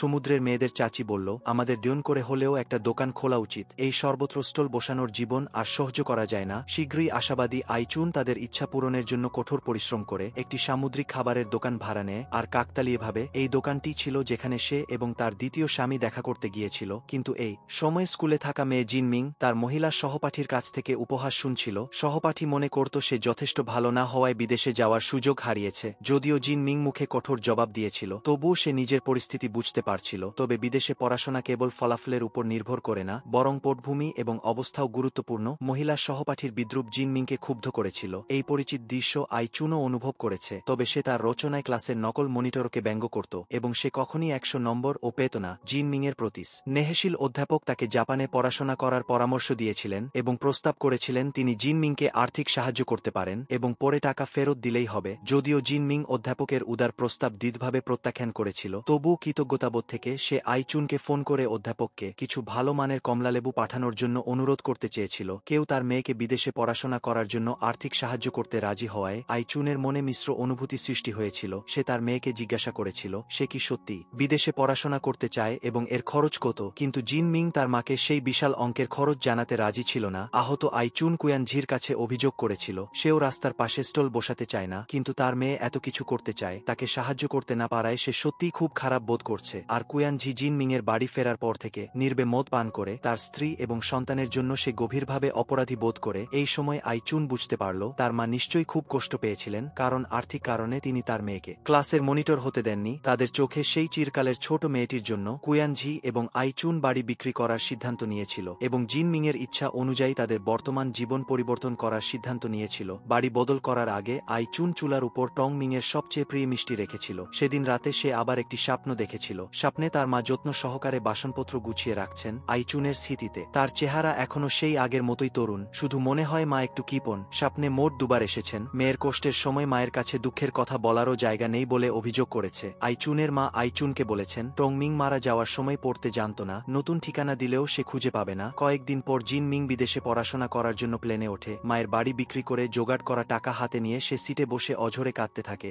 একই সময়ে আইচুন এবং কুয়ানঝি তাদের ছোট ছেলে ইন মিংকে নিয়ে একটি প্রত্যন্ত এলাকায় চলে যায়। মেয়ের বিদেশে পড়াশোনায় সাহায্য করতে পেরে সে খুশি হয়, যেন আইচুনের মা তার কাছে স্বপ্ন অর্পণ করেছিল। এখানেই 8 নম্বর এপিসোড শেষ হয়। চলো এখন 9 নাম্বার এপিসোডে। মেয়ের পড়াশোনার খরচ জোগাতে আইচুন এবং কুয়ানঝি বড় বাড়ি থেকে ছোট অ্যাপার্টমেন্টে চলে আসে। অব্যবহৃত মুক্তার পোশাকের আলমারিতে পড়ে থাকতে দেখে ছেলে ব্যঙ্গ করে বলে, এই বাড়িতে শুধু দিদি বড়লোক আর সবাই মিলে তার সমানও নয়। আইচুন শুধু মলিন মেঝে আর দেয়ালের দিকে তাকিয়ে দীর্ঘশ্বাস ফেলে। কুয়ানঝি তাকে ঘরে টেনে নিয়ে যায়। লাগানো ওয়ালপেপার দেখে আইচুনের মন যেন শান্ত হয়। আসলে আইচুনের জন্য কুয়ানঝি যেখানে থাকে সেটাই তার বাড়ি। শীঘ্রই 3 সমুদ্রকন্যাদের আন্টির সামুদ্রিক খাবারের দোকান খুলবে। তবে আইচুন অংশীদার না হওয়ায় সে শুধু আন্টির দোকানের সামনে একটি ছোট স্টল বসিয়েছে এবং তাদের দোকানের আবর্জনা পরিষ্কার করার জন্য জোর করে। আর ঠিক সেই সময় হলুদ চুলের ইয়িন মিং অসাবধানে সমুদ্রকন্যা আন্টির ঘড়ি ভেঙে ফেলে। আইচুন যতই বকাবকি করুক না কেন ইয়িন মিং কিছুতেই ভুল স্বীকার করে না, কিন্তু মায়ের ঠান্ডা ছোট টুলটি দেখে সর্বদা দুষ্টু ছেলেটি হঠাৎ সহানুভূতি বোধ করতে শুরু করে। আই চুন বেরিয়ে আসার আগেই ইন মিং উধাও হয়ে যায়। আই চুনও জানে সে একজন অযোগ্য মা, আসলে সবাই ভুল করতে করতেই বড় হয়। কুয়ান ঝির ক্যামেরার শাটার টেপার শব্দের সাথে সাথেই ছবিটি জাপানে পড়াশোনা করতে যাওয়া জিন মিংয়ের হাতে পৌঁছায়। মায়ের নিজের জন্য আবার স্টল বসানো দেখে জিন মিং অপরাধবোধে শ্বাসরুদ্ধ হয়ে পড়ে। চোখের পলকেই জিন মিং পড়াশোনা শেষ করে ফিরে আসে। স্কুল থেকে অনেক দূরে একটি ঘর ভাড়া নেয়, তবে স্বপ্নেও ভাবেনি যে সে এখানে তার ভবিষ্যতের জীবনসঙ্গী পার্ক জুংসাবের সাথে দেখা করবে। তখন বাড়িওয়ালার মেয়ের সাথে প্রেম করা পার্ক জুংসাব তার হবু শ্বশুরের তারা খাচ্ছিল, তাই তাড়াহুড়ো করে দুজনে জিন মিংয়ের সাহায্য চাইল।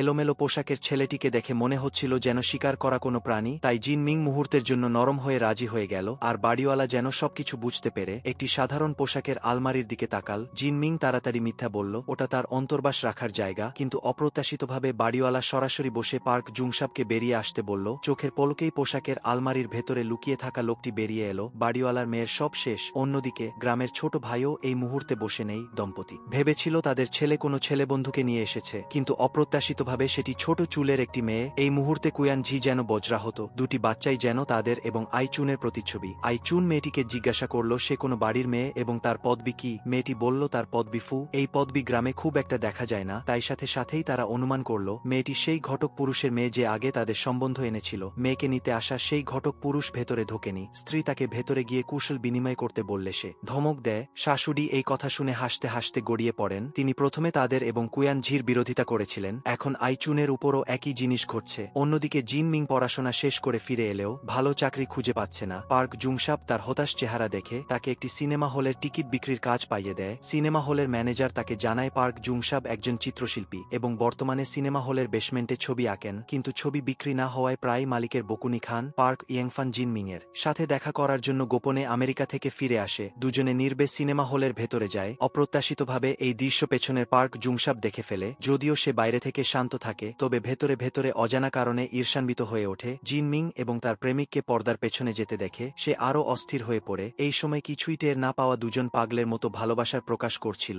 আর ঠিক তখনই পর্দার খবরে তাদের বাধা দেওয়া হয়। এই ছবি ছিল পার্ক জুংসাবের কাজ। ফেরার পথে জিন মিং উৎসাহের সাথে ইয়েংফানকে তার থাকার জায়গা সম্পর্কে বলছিল। সে এখানে থাকার কারণ হলো এখান থেকে কোরিয়ার সবচেয়ে বড় ক্রিসমাস ট্রি দেখা যায় এবং ভাড়াও কম। সহপাঠী তাকে বিরক্ত করে না, কিন্তু চারপাশের পরিবেশ দেখে ইয়েংফান সত্যিই চিন্তিত হয়ে পড়ে। সে জিন মিংকে এমন জায়গায় থাকতে দিতে চায় না। আর দুজনের ঝগড়ার দৃশ্য ঠিক সেই সময় ফিরে আসা পার্ক জুংসাব দেখে ফেলে। নোংরা পোশাকের লোকটিকে দেখে ইয়েংফান স্বাভাবিকভাবেই জিন মিংকে তার পাশে আগলে রাখে। জিন মিং ইয়েংফানকে অতিরিক্ত প্রতিক্রিয়া না দেখানোর জন্য বলে সবাই এখানে ভালোই থাকে, কিন্তু এরপর ইয়েংফানের একটি কথা, সে সিউল সম্পর্কে কিছুই জানে না, সরাসরি জিন মিংয়ের আত্মসম্মানে আঘাত করে। জিন মিং রাগে বলে তুমি আমেরিকায় যাও, তুমি যদি আবার আমার পিছু নাও আমি তোমাকে খুন করে ফেলবো। এভাবেই দুজন অচেনা মানুষের প্রথম দেখা তিক্ততায় শেষ হয়। পার্ক জুংসাবের মুখে প্রথমবারের মতো হাসি দেখা যায়। পরে মালিকের নির্দেশে জিন মিং পার্ক জুংসাবকে খাবার দিতে যায়। তখনই সে তার প্রতিভার ঝলক দেখার সুযোগ পায়। আর এখানেই সে পার্ক জুংসাবের পছন্দের কবিতার বই দেখতে পায় এবং তাতে লেখা ছিল যদিও সে গরিব তবুও সে সুন্দরী নাতাশাকে ভালোবাসে। এই সময় জিন মিং জানত না যে আসলে সেই নাতাশা। আর ঠিক তখনই সে দুজনের ঝগড়ার আওয়াজ শুনতে পায়। আসলে বাড়িওয়ালার মেয়ে এখানে এসে অনর্গল কথা বলছিল। সে পার্ক জুংসাবের দরিদ্র শিল্পীসত্তাকে ঘৃণা করত। তার সাথে থাকলে সে নাকি কখনো ভালো রেস্তোরাঁয় যেতে পারেনি এবং নিজেকে খুব সস্তা মনে হতো। অপ্রত্যাশিতভাবে এমন অপমানের জীবন ছেলেটিও আর সহ্য করতে পারছিল না। সে শান্তভাবে মেয়েটিকে বলল সে চাইলে যে কোনো সময় তাকে ছেড়ে যেতে পারে। ঠিক তখনই অপ্রত্যাশিতভাবে টেলিফোন বেজে ওঠে। ঘরের ভেতরে থাকা জিন মিং যেন বোমার শিকার হলো। জিন মিং তাড়াতাড়ি বলল মালিক তাকে খাবার দিতে পাঠিয়েছে, কিন্তু মেয়েটি জিন মিং এর কথা বিশ্বাস করল না এবং তাকে অপমান করল। তুমি কি গ্রামের চাষা? এরপর সিন পাল্টে যায়। জিন মিং হবু শাশুড়িকে খুশি করার জন্য জিন মিং প্রাণপণ চেষ্টা করছিল, কিন্তু মহিলা যেন তাতে মোটেই সন্তুষ্ট ছিলেন না। হবু শাশুড়ির অপছন্দ স্পষ্ট ছিল, কিন্তু জিন মিংও তার বাবা মায়ের আদরের সন্তান, তাই সে কাঁদতে কাঁদতে পার্ক ইয়েংফানের কাছে তার অসন্তোষ প্রকাশ করল। অপ্রত্যাশিতভাবে শেষ পর্যন্ত যা পেল তা হলো অপমান। সে পার্ক ইয়েংফানকে সিদ্ধান্ত নিতে বলল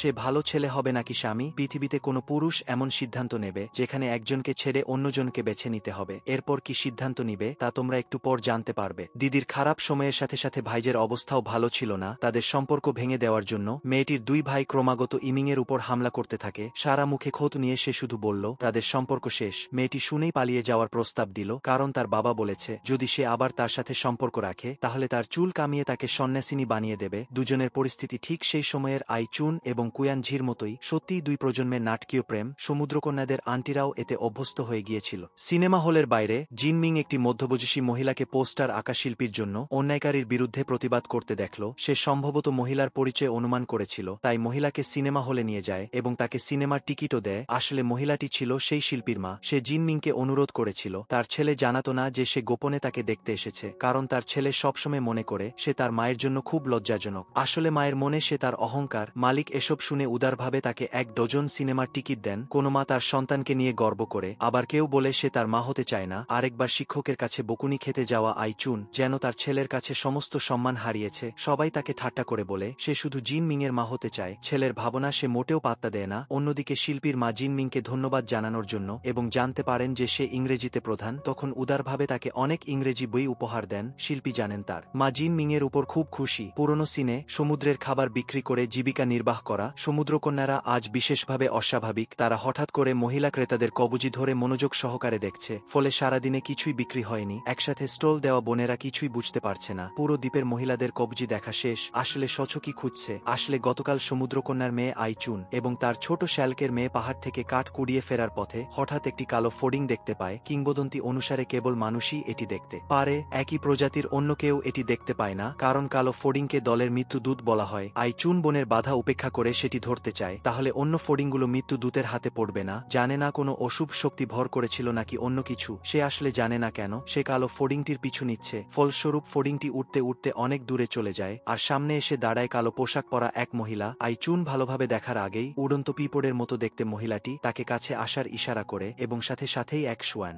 ধরিয়ে দেয়, বলে সে কিছুক্ষণ পর বাসে উঠবে। কিন্তু তার পায়ে সমস্যা। আইচুনকে নিচের ছোট দোকান থেকে কিছু 10 ওয়ানের খুচরো টাকা করে আনতে অনুরোধ করে। কিছুক্ষণ পর সে পরিবর্তন করা মুদ্রাগুলো মহিলাকে ফেরত দেয় এবং আবার টাকা দেয়। এখানে মহিলার হাতে একটি কাটা দাগ দেখা যায়। এরপর সে আরেকটি সাহায্য চায়। গ্রামের প্রবেশদ্বারে বিদ্যুতের খুঁটির পেছনের গলিতে গিয়ে সেই আচার বিক্রি করা ট্রাক চালকের কাছ থেকে কিছু টাকা পরিবর্তন করে আনতে বলে। যখন আইচুন ওইদিকে দৌড়ে যায় তখন আইচুনের মা তাকে ধরে ফেলে। আসলে তারা আইচুনকে কিডন্যাপ করতে চেয়েছিল। মানুষ অপহরণকারী একজন প্রাপ্তবয়স্ককে যেতে দেখে গাড়ি নিয়ে পালিয়ে যায়। সমুদ্রকন্যা যখন তার মেয়েকে নিয়ে বাস স্টপে ফিরছিল তখন কালো পোশাক পরা মহিলাটি আর সেখানে ছিল না। সেদিন ছিল সমুদ্র রানীর স্বামীর মৃত্যুবার্ষিকী। বহু বছর পর আবার সেই মৃত্যুবার্ষিকী এলো। সেদিন টেলিভিশনে 13 বছর বয়সী এক শিশুকে অপহরণকারী কর্তৃক হত্যার খবর দেখানো হচ্ছিল। কাকিমা অজান্তে সেই কালো পোশাক পরা মহিলার কথা তুললে আইচুন জানতে পারে তার মা সেই বছর তার ছোট ভাইকে পাহাড়ে কাঠ কাটার হাত থেকে বাঁচানোর জন্য বিশেষভাবে তার মেয়ের জন্য অনেক জিনিসপত্র বহন করেছিল, যাতে তাদের সংসারের খরচ কিছুটা মেটানো যায়। তবে যখন মাংসের ঝোল রান্না করা হলো তখনও আইচুনকে দেখা গেল না। তার ভাগ্নিকে জিজ্ঞাসা করার পর জানা গেল সে মৃত ফড়িংয়ের পিছু ছুটে গেছে। এছাড়াও আইচুনের মা সেই কালো পোশাক পরা মহিলার কিছু বৈশিষ্ট্য ভালোভাবে জেনে নিয়েছিল, তাই পরের দিন যখন সে বাজারে জিনিস বিক্রি করতে বসেছিল তখন তিনি এলোমেলোভাবে মহিলা ক্রেতাদের হাতের কবজি ধরছিলে। অবশেষে ভাগ্য সহায় হল এবং তিনি সত্যিই সেই কালো পোশাক পরা মহিলাকে খুঁজে পেলেন। কালো পোশাক পরা মহিলা। এর ফল কি হয়েছিল তা আইচুন জানে না, তবে তার কাকা মনে করতেন যে সেই সময়ের আইনকানুন তেমন জোরালো ছিল না, তাই অপরাধীদের শাস্তি দেওয়া পুলিশরাও কিছু বলতেন না। এমনকি যদি তাকে মেরেও ফেলা হতো তাও ঠিক ছিল। শেষ পর্যন্ত আইচুনের মা তার সন্তানকে বাঁচিয়েছিলেন। মায়ের ষষ্ঠ ইন্দ্রিয়ের চেয়ে নির্ভুল আর কিছুই হতে পারে না। রাতে আইচুন আবার সেই দুঃস্বপ্ন দেখল। সে সঙ্গে সঙ্গে সিউলে পড়া তার মেয়েকে ফোন করল, কিন্তু প্রতিবার বাড়ির ল্যান্ডলাইন ব্যবহার করার জন্য বাড়ির মালিক বিরক্ত হতেন। তাই জিনমিং অধৈর্য হয়ে আইচুনের সাথে ফোনে ঝগড়া শুরু করে। পরের রাতে জিনমিং একটি অদ্ভুত স্বপ্ন দেখল। সে দেখল ছোটবেলায় সাইকেল চালাতে গিয়ে সে পড়ে গিয়েছিল। সেদিন টাইফুন পুরো দ্বীপে আঘাত হেনেছিল, কারো সাহায্য চাওয়ার উপায় ছিল না। একই সময়ে আইচুন আবার সেই দুঃস্বপ্ন দেখল তার মৃত ছোট ছেলে মিষ্টি ফেলে দিয়েছে। সে এবং জিনমিং এর সহপাঠীরা জিনমিংকে খুঁজতে গিয়েছিল, সম্ভবত একাকী থাকার ভয়ে অথবা অনুশোচনার কারণে। সেই একই নামের লোকটি বাড়ি থেকে পালিয়ে গিয়েছিল, সম্ভবত অনুশোচনা বা অনুতাপের কারণে। সেই অবিস্মরণীয় স্মৃতি বারবার তার স্বপ্নে ফিরে আসছিল। স্বপ্নটা ঠিক এখানেই থেমে যায়। পরের দিন খুব সকালে স্বপ্নের কারণে আইচুন জিনমিংকে দেখতে আসে। ঘটনাক্রমে সে বুঝতে পারে যে তার বড় মেয়ে গ্যাস বিষক্রিয়ায় আক্রান্ত হয়েছে। সে তার বড় মেয়েকে কোলে তুলে নেয়, ঠিক যেমন সে তার মৃত ছোট ছেলেকে কোলে নিয়ে অসহায় বোধ করেছিল। তবে এবার আইচুন ভাগ্যকে মেনে নেয়নি। সে তার সমস্ত শক্তি দিয়ে চিৎকার করতে শুরু করে। সামান্য গ্যাস শ্বাসের সাথে নেওয়ার কারণে তার শক্তি ছিল না। সে হামাগুড়ি দিয়ে লিভিং রুমে আসে এবং জরুরি নম্বরে ফোন করে। সম্ভবত তার কাকা যা বলেছিলেন তাই সত্যি। মায়ের ষষ্ঠ ইন্দ্রিয়ের চেয়ে নির্ভুল আর কিছুই নেই। সম্ভবত এবার শুধু তার বড় মেয়ে জিন মিংই নয়, সেই শোকের স্মৃতিতে বন্দিমাও বেঁচে যাবে। পার্ক ইয়ম বাম জিন মিংয়ের হাসপাতালে ভর্তির খবর পেয়ে সঙ্গে সঙ্গে ছুটে আসে। তার মেয়েকে মোজা পরাতে দেখে আইচুন যেন তার নিজের এবং কোয়ানজিকের অতীতের প্রতিচ্ছবি দেখতে পায়। পার্ক ইয়ম বাম কাঁদতে কাঁদতে জিন মিংকে তার সাথে বিয়ে করতে বলে, কারণ সে ইতিমধ্যেই তাদের যুগল আংটি গ্রহণ করেছে। আইচুন তাদের দুজনের কথা শুনছিল এবং তার অতীতের ঘটনাগুলো একের পর এক তার চোখের সামনে ভেসে উঠছিল। সে ভাবতেও পারেনি যে তার সাথে যা ঘটেছে এখন তার মেয়েও সেই একই ঘটনার পুনরাবৃত্তি করছে। কিন্তু ওপাশের জন পার্ক ইয়ংবাম লিয়াং কোয়ান জিক নয়। তাই যখন সে তার বাবা মাকে জিন মিংয়ের প্রতি অসন্তুষ্ট হতে শুনছিল তখন আইচুন সঙ্গে সঙ্গে জানিয়েছিল যে সে তাদের একসাথে থাকাকে সমর্থন করে না, পাশে দাঁড়িয়ে থাকা চিত্রশিল্পী সবকিছু দেখছিল। তিনি এবং জিন মিং সবসময় একে অপরের সবচেয়ে বিব্রতকর পরিস্থিতিতে উপস্থিত হন। তাদের প্রথম দেখা হয় যখন তাকে এবং বাড়ির মালিকের মেয়েকে ধরা হয়েছিল। সে মরিয়া হয়ে জিন মিংয়ের ঘরে লুকানোর চেষ্টা করেছিল এবং তারপর সে তার বান্ধবী কর্তৃক অপমানিত হতে দেখেছিল। মোট কথা, দুজনের ভাগ্য খুবই বিব্রতকরভাবে শুরু হয়েছিল। অন্যদিকে ছোট ভাই সমুদ্রকন্যাদের কাছ থেকে জানতে পারে তার মা একবার তার বান্ধবীর বাবার সাথে দেখা করেছিলেন বিয়ের জন্য এবং প্রায় বিয়েটা হয়ে গিয়েছিল। এই কথা শুনে সে পুরো হতবাক হয়ে যায়। 2 বছর দ্রুত কেটে যায়। ছোট ভাইও সেনাবাহিনীতে যোগ দেওয়ার প্রস্তুতি নিচ্ছে। তার মতোই চিত্রশিল্পীও যাচ্ছে। খালি হয়ে যাওয়া স্টুডিও দেখে জিনমিং কিছুটা হতাশ হয়। এ সময় ক্রিসমাস গাছের পাশে একটি ছবি তার দৃষ্টি আকর্ষণ করে। এগিয়ে গিয়ে ক্যানভাসের পর্দা সরাতেই সে অবাক হয়ে যায়। সেটি ছিল তার নিজের প্রতিকৃতি। ছবিতে তাকে খুব মিষ্টি লাগছিল। 2 বছর আগের কথা মনে পড়ে, যেদিন সে চিত্রশিল্পীর মাকে সিনেমা হলে নিয়ে গিয়েছিল। রাতে তারা দুজনে একটি ট্রাকে বসে রাতের খাবার খাচ্ছিল। চিত্রশিল্পী তাকে ধন্যবাদ জানাতে চেয়েছিল, তাই জিনমিং হেসে বলেছিল তাকে তার একটি ছবি এঁকে দিতে, যাতে সে পরে সেটি বিক্রি করে কিছু টাকা রোজগার করতে পারে। এরপর থেকে চিত্রশিল্পী প্রায়ই তার সাথে বাড়ি ফিরত। রাস্তায় তারা সাহিত্য থেকে জীবন এবং জীবন থেকে কাজ নিয়ে আলোচনা করত। এভাবে দিনের পর দিন, শীত থেকে গ্রীষ্ম, আবার গ্রীষ্ম থেকে শীত আসে। অপরিবর্তিত ছিল শুধু একটি জিনিস, চিত্রশিল্পীর ব্যাগে সবসময় তার জন্য ভারী ভারী বই থাকত। আবার একটি ক্রিসমাস এলো। জিনমিং এর অনামিকায় একটি আংটি শোভা পাচ্ছে। সে এবং পার্ক ইয়ংবাম একে অপরের প্রেমে হাবুডুবু খাচ্ছে। দুজনের মুখেই লেগে আছে সুখের আভাস। 2 পরিবারের সদস্যরা দেখা করতে এলো। আইচুন এবং কোয়ান জিক তাড়াতাড়ি এসে পৌঁছালেন, কিন্তু মনে হলো অন্য পক্ষ ইচ্ছাকৃতভাবে দেরি করছে। তারা পুরো 1 ঘন্টা দেরিতে এলো। মায়ের তোষামোদপূর্ণ আচরণ দেখে জিনমিং এর মনে তিক্ততার সৃষ্টি হলো। আলোচনার সময় জিনমিং নিজেই সবাইকে স্যুপ পরিবেশন করতে শুরু করে। সে সব ভালো জিনিস অন্যদের দিল এবং যখন তার পালা এলো তখন তার বাটিতে সামান্য ঝোল অবশিষ্ট ছিল। সে কষ্ট নিয়ে তার মেয়ের শুধু ঝোল ভরা বাটিটি সরিয়ে নিল এবং তার নিজের বাটিটি মেয়ের দিকে এগিয়ে দিল। এ সময় হবু শ্বশুর তার স্ত্রীকে ফোন করে বললেন এবার তিনি অবশেষে বাড়ির কাজ থেকে মুক্তি পাবেন। জিনমিং বিয়ে করে আসার পর বাড়ির সব কাজ করবে। মেয়ের খাবার না খাওয়া দেখে আইচুন খুব খারাপ বোধ করল। পার্ক ইয়ংবামও পরিস্থিতি বুঝে সাহায্য করতে এগিয়ে এলো। 2টি বাচ্চাকে একে অপরের প্রতি কঠিন হতে দেখে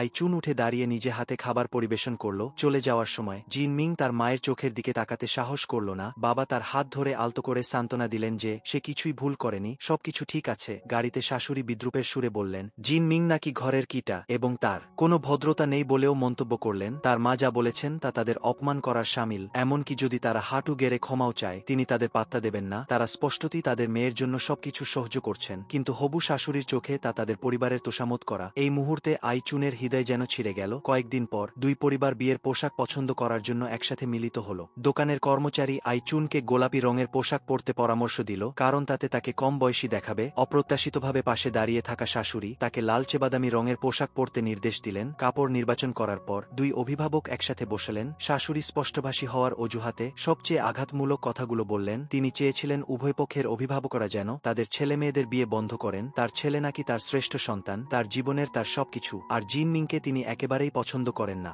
আইচুন বুঝতে পারছিল না জিন মিংয়ের মধ্যে তার শাশুড়ির অপছন্দ করার মতো কি আছে। দৃশ্য পরিবর্তিত হল। শাশুড়ি কঠোরভাবে জিন মিংকে বাজেভাবে অপমান করে। সেদিন আইচুনকে সবকিছু পরিষ্কার করে বলা হয়। শাশুড়ি বলে এখনো কি নির্লজ্জের মতো তাদের আত্মীয় হতে চাও? এই সময় পর্যন্ত জিন মিং সত্যিই উপলব্ধি করতে পারল যে শাশুড়ি তার সাথে কখনো ভদ্র ব্যবহার করেননি। তিনি তার মায়ের সাথে কতটা খারাপ কথা বলতে পারেন। তাই সে এমন একটি সিদ্ধান্ত নিল যা সে সবচেয়ে সঠিক বলে মনে করে, এই আশীর্বাদহীন বিয়ে বাতিল করা। একই সাথে শাশুড়িকে মনে করিয়ে দিল তিনি নিজের জীবন যাপন করছেন না, বরং তার ছেলের জীবন যাপন করছে। এই কথা শুধু জিন মিংই বলেনি, কাপড় বাছাইয়ের দিন আইচুনও তার হবু শ্বশুর শাশুড়িকে বলেছিলেন। ফলস্বরূপ বহু বছর পর ছেলের সাথে তার সম্পর্ক ক্রমশ খারাপ হতে থাকে। তবে তিনি আজও তা বুঝতে পারেন না কেন তার এই অবস্থা হলো। তার ছেলে বলে বিয়েতে শুধু তুমি মা হাসছিল। এদিকে জিংমিন বলে আমার প্রথম প্রেম কোনো রূপকথা হয়ে ওঠেনি। ইউমিং এর মেয়ে তার বাবাকে জিজ্ঞাসা করল কেন তিনি প্রতিদিন ভোর না হতেই এত সকালে মাছ ধরতে যান। যদি বাবা কম ঘুমান তোমাদের তো আরও বেশি ঘুমানো উচিত।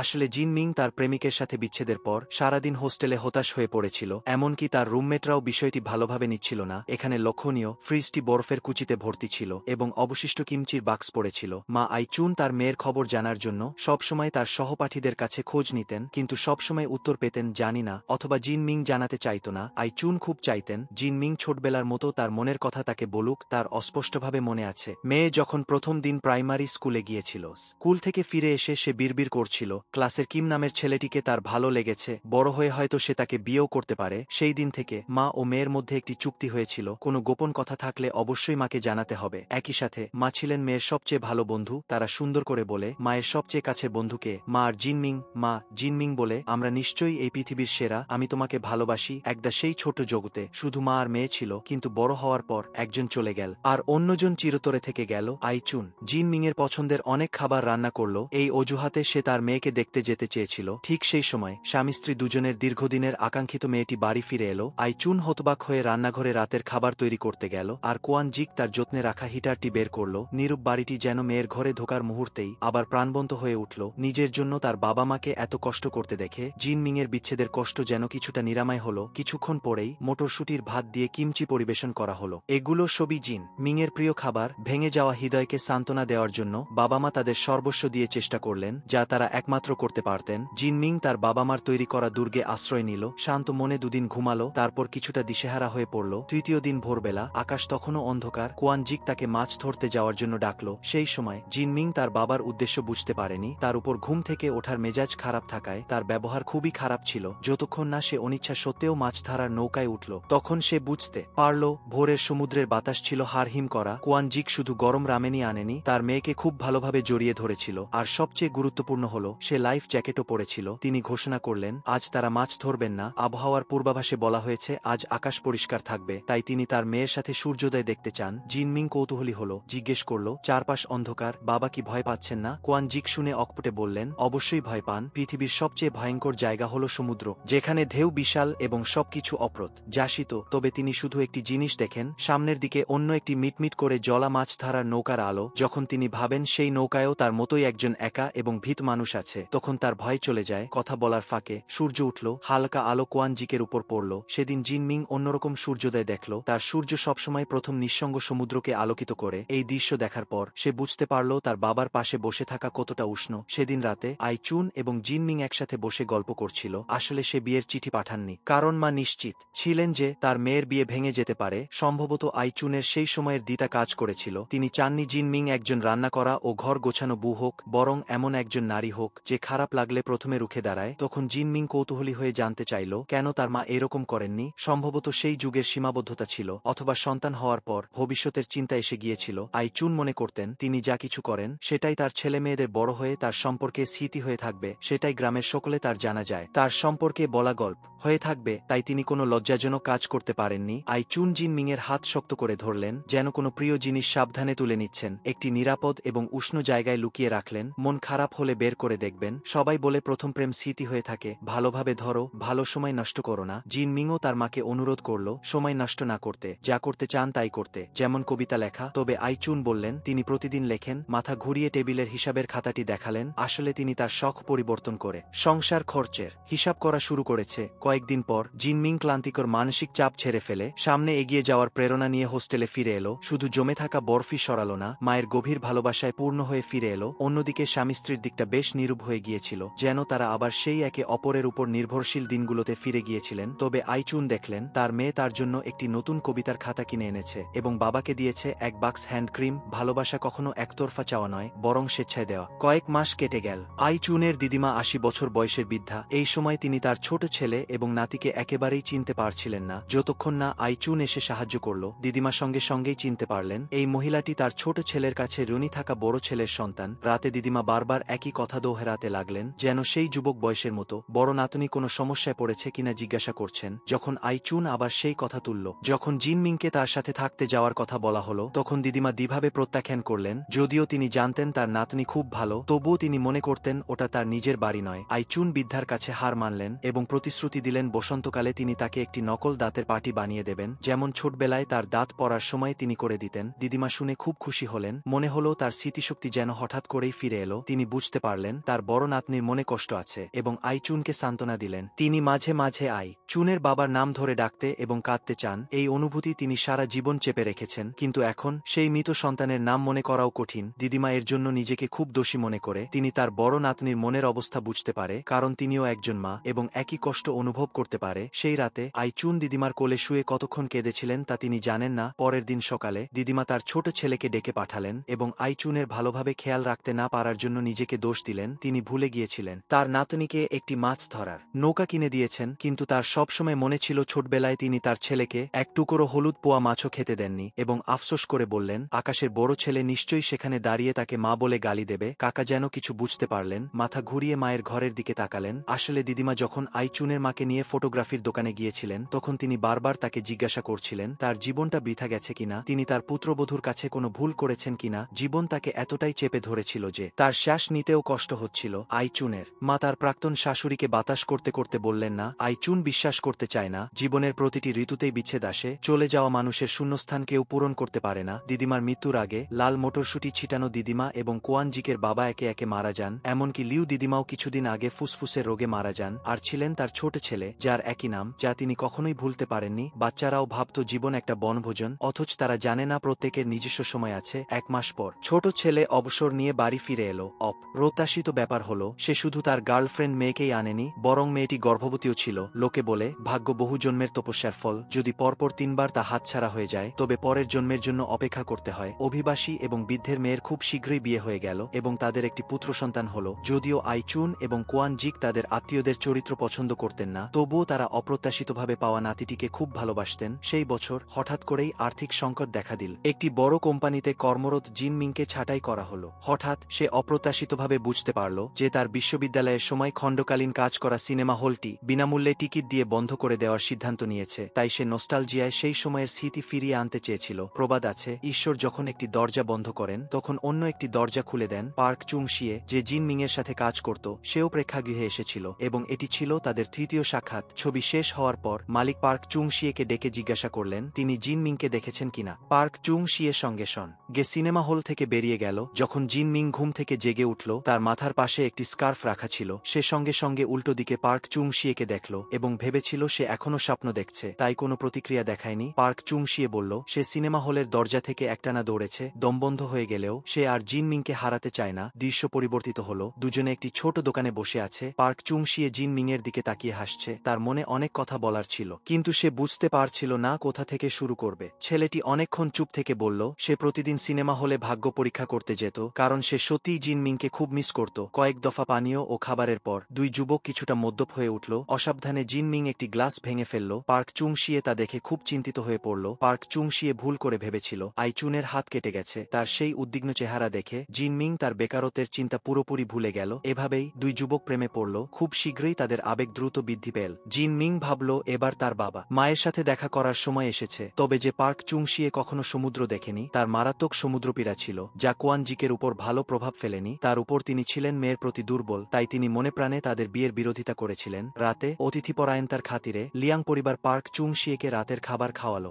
কোয়ানজিক কিছুতেই বুঝতে পারছিলেন না তার মেয়ে কেন এমন একটি ছেলেকে পছন্দ করে, যে মানুষকে খুশি করতে জানে না, যার সমুদ্রপীড়া আছে এবং যে মদ্যপানও করে না। পার্ক চুং শিয়ে অকপটে বলল, যদিও সে তার শ্বশুরমশাইয়ের উপর ভালো ধারণা তৈরি করতে চায়, কিন্তু যদি সে ভেতর থেকে কাউকে পছন্দ না করে তবে যাই করুক না কেন কোনো লাভ হবে না। ঠিক তখনই জিন মিং বাথরুমে যাওয়ার জন্য উঠল। পার্ক চুং জিন মিং এর পিছনে যায়, তবে এই আচরণটি কোয়ানজিককে তার মেয়েকে তার হাতে তুলে দিতে ভরসা দিল। আসলে আজ দিনের বেলাতেও একই রকম একটি ঘটনা ঘটেছিল। জিন মিং জাহাজের বাথরুমে গিয়েছিল। সমুদ্রপীড়ার কারণে পার্ক চুং শিয়ে ঠিকমতো দাঁড়াতেও পারছিল না, তবুও সে জোর করে তার পিছু নেওয়ার জন্য প্রস্তুত হয়েছিল, কারণ সে ভয় পেয়েছিল যদি সে না যায় তবে জিন মিং নদীতে পড়ে গেলে বিপদ হতে পারে। বাথরুমের বাইরে দাঁড়িয়ে থাকা পার্ক চুং শিয়ে একদিকে যেমন দেওয়ালে মাথা ঠুকে নিজেকে সজাগ রাখছিল, তেমনই ভাবছিল কিভাবে তার বান্ধবীর বাবা মাকে খুশি করা যায়। কিছুক্ষণ পর জিন মিং বাথরুম থেকে বেরিয়ে এলো। সে সঙ্গে সঙ্গে তার প্রেমিককে একটি পোশাক পরিয়ে দিল এবং মদের বোতলে পা পিছলে যাওয়া থেকে বাঁচাতে তাকে ধরে রাখল। জিন মিং তার প্রেমিককে মনে করিয়ে দিল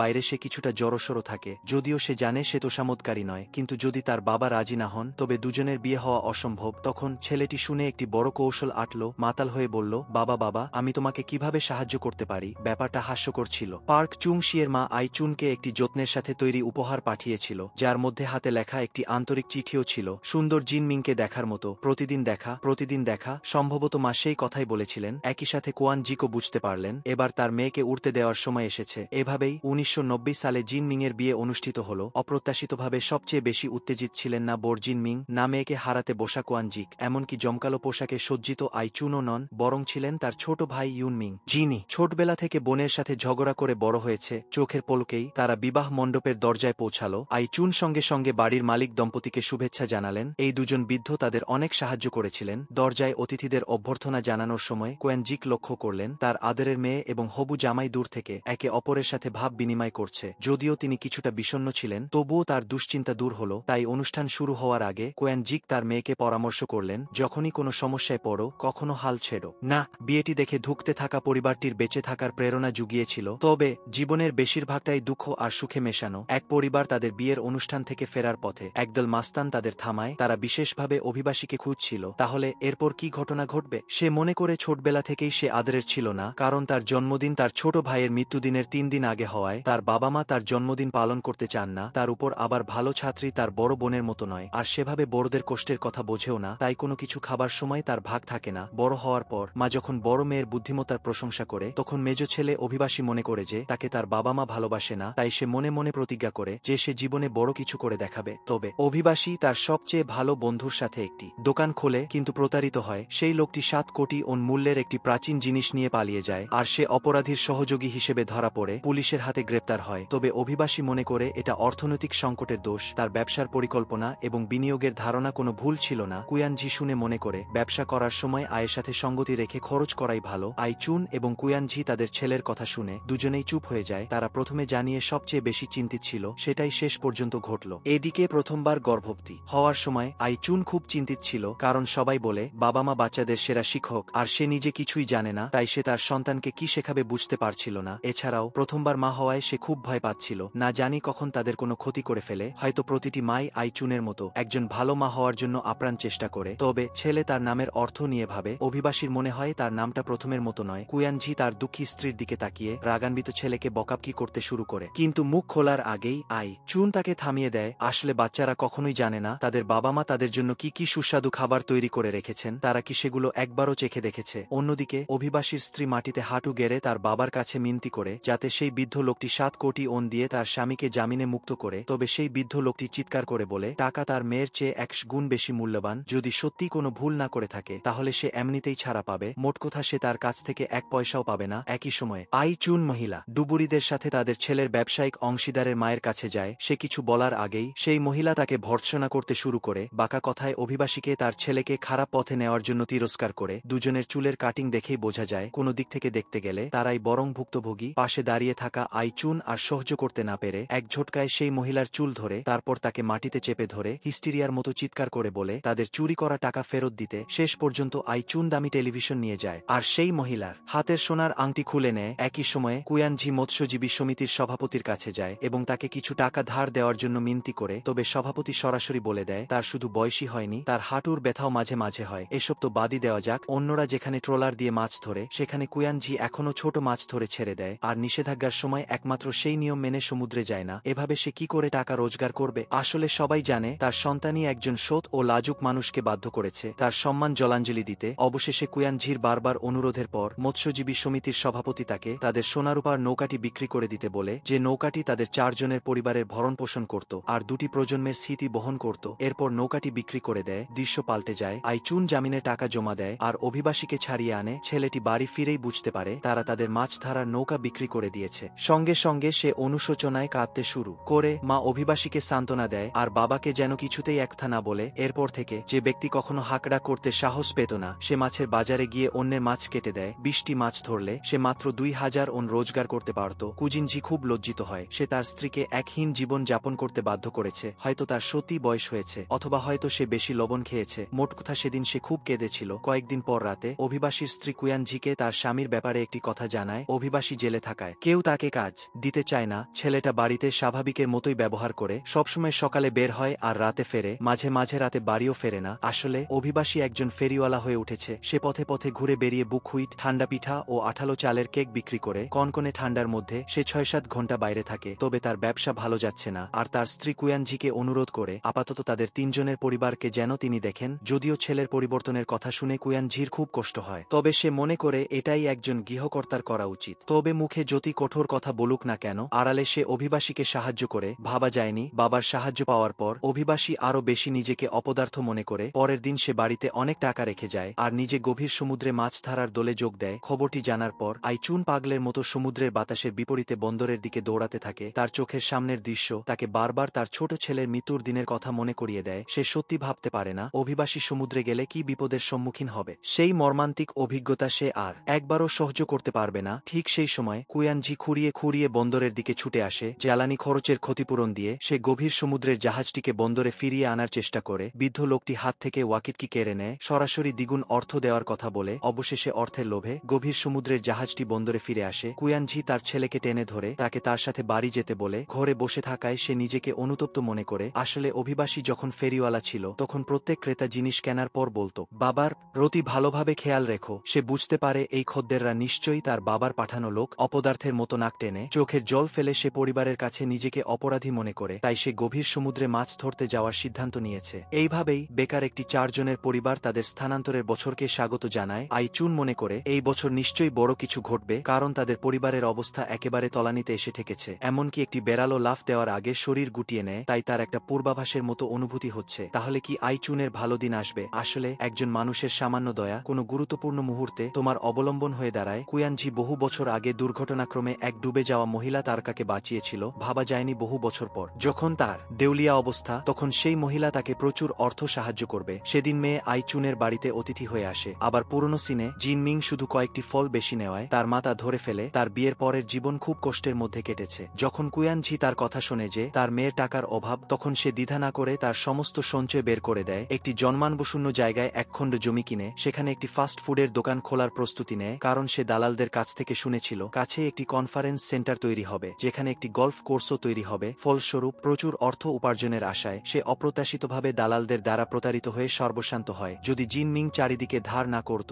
সম্ভবত পুরো পরিবারের একবেলাও খাবার জুটত না। পরে যখন আইচুন শোনে যে তার মেয়ের টাকা ধার করা, তখন তার তরুণ বয়সের কথা মনে পড়ে। জিনমিং চাকরি করার পর থেকে 10,000 ওন বাড়িতে খরচ করে কৃতজ্ঞতা জানানোর অভাবের জন্য নয়, বরং এই জন্য যে তোমার বাড়ি যেন এমনই থাকে। জিনমিং মনে করে বাবা মা কষ্ট করে তাকে লেখাপড়া করিয়েছেন, যা তাকে এক বিশাল অদৃশ্য চাপ দিয়েছে। সে সবসময় এক নাছোড়বান্দা অনুশোচনা অনুভব করে। লিয়াং ইয়েং কং শুধু একটি কথা, কেন সে এত দুঃখী? জিনমিং লজ্জিতভাবে চলে যাওয়ার পর আইচুনও সারা রাত ঘুমাতে পারেনি। সে তার নিজের বড় বোন হওয়া সত্ত্বেও মেয়েকে খারাপ দৃষ্টান্ত দেওয়ার জন্য নিজেকে দোষী করে। অপ্রত্যাশিতভাবে ফ্রিজ খোলার মুহূর্তে সে হতভম্ব হয়ে যায়। মেয়ে কখন যেন তার উপর একটি টাকার নোটের ছবি লাগিয়ে তার আগের আবেগপ্রবণ কথার জন্য ক্ষমা চেয়ে একটি বার্তা লিখে রেখেছে। শীঘ্রই জিনমিং এর প্রসবের দিন আসে। অকাল প্রসব এবং কঠিন প্রসবের কারণে সে অপারেশন থিয়েটারে ব্যথায় জর্জরিত হয়ে ঘামে ভিজে যায়। মাঝপথে একবার অজ্ঞানও হয়ে যায়। ভাগ্যিস শেষ মুহূর্তে সে বেঁচে যায়। জিনমিং বিছানায় বসে তার স্বামীকে অপারেশন টেবিলে থাকার সময় তার মনে তার মায়ের প্রসবের দিনের ছবি ভেসে ওঠার কথা বলে। কথা শেষ না হতেই সে তার বাবা মাকে 1000 মাইল দূর থেকে ছুটে আসতে দেখে। জিনমিং সঙ্গে সঙ্গে শিশুর মতো কাঁদতে শুরু করে, যেন সে আবার সেই ছোট্ট শিশুতে পরিণত হয়েছে। কুয়ানজি এবার আসার সময় অনেক ছোট বাচ্চাদের পোশাক নিয়ে আসে। আইচুন শীঘ্রই তার স্বামীকে ঠাট্টা করে বলে এটাই তার জীবনে প্রথমবার যখন সে দাম না দেখেই কর্মীদের বলেছিল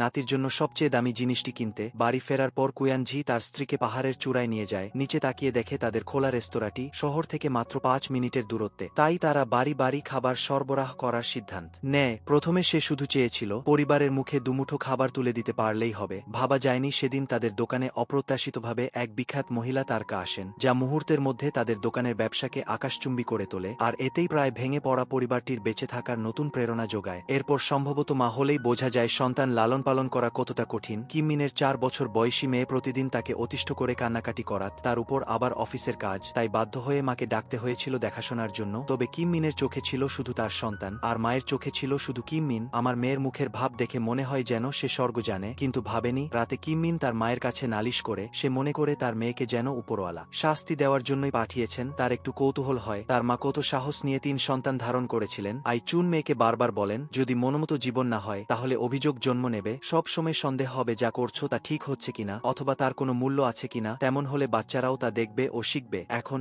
নাতনি কিমমিনের সবকিছু, তবে একদিন তাকে তার সন্তানের কাছে শেষ অবস্থানে যেতে হবে। তাই এখন যতটা সম্ভব যা করতে ইচ্ছে করে তাই করা উচিত। যদিও কথাগুলো এমন, তবু কিমমিন মনে করে তার স্নায়ুর সমস্যা আছে। সে মাঝে মাঝে ছোট বাচ্চাদেরও ধমক দেয়। 1 সপ্তাহ পর কিমমিন তার বাবা মাকে নিয়ে স্বাস্থ্য পরীক্ষা করায়। যখন অ্যানেস্থেশিয়ার ঘোর কাটছিল তখন আইচুন তার স্বামীর আগেই জেগে ওঠেন। তিনি পরিষ্কার শুনতে পান তার স্বামী অস্পষ্ট স্বরে বারবার ডাকছে। সেদিন তার বাঁধের ধারে যাওয়া উচিত হয়নি। যদি না যেত তাহলে ছোট ছেলে থংমিন হয়তো মারা যেত না। এই প্রথম বাবার কান্না দেখলেন আইচুন কাকতালীয়ভাবে। স্বাস্থ্য পরীক্ষার পরের দিনই ছিল টংমিনের মৃত্যুবার্ষিকী। কুয়ানজি অনেক খাবার আর খেলনা কিনে এনে একা কবরের পাশে বসে মৃত সন্তানের আত্মার শান্তি কামনা করছিলেন। কিছুক্ষণ পর আইচুনও কবরের কাছে আসেন, স্বামীকে এত বছর ধরে লুকিয়ে একা আসার জন্য তিরস্কার করেন। আসলে কোয়েনঝির মন খারাপ ছিল, তার বাবার মৃত্যুবার্ষিকীতে সবাই যেত, কিন্তু সন্তানের কবরস্থানে যাওয়ার সময় তিনি স্ত্রীর মুখের দিকে তাকাতে পারতেন না। তাই যখনই আইচুন মৃত ছোট ছেলের আত্মার শান্তি কামনা করতেন, তিনি গোপনে তার পিছু নিতেন এবং কাছাকাছি বড় গাছের আড়ালে লুকিয়ে থাকতেন। এখন আইচুন অবশেষে বুঝতে পেরেছেন কেন তারা দুজনে টংমিনের কথা বলতে পারতেন না, কারণ দুঃখ যখন স্মৃতিতে পরিণত হয় তখন তা মূল্যবান হয়ে ওঠে। আইচুন এবং তাদের দাম্পত্য জীবনের অভিজ্ঞতা। সেদিন রাতে কোয়েনঝি হাসপাতালের ফোন পান, ওপাশ থেকে তাকে দ্রুত পুনরায় পরীক্ষা করার জন্য বলা হয়। দৃশ্য পরিবর্তিত হয়, পুনরায় পরীক্ষার ফল খুবই খারাপ আসে। কোয়েনঝির পায়ে ব্যথা নয়, বরং মাল্টিপল মাইলোমা ধরা পড়ে।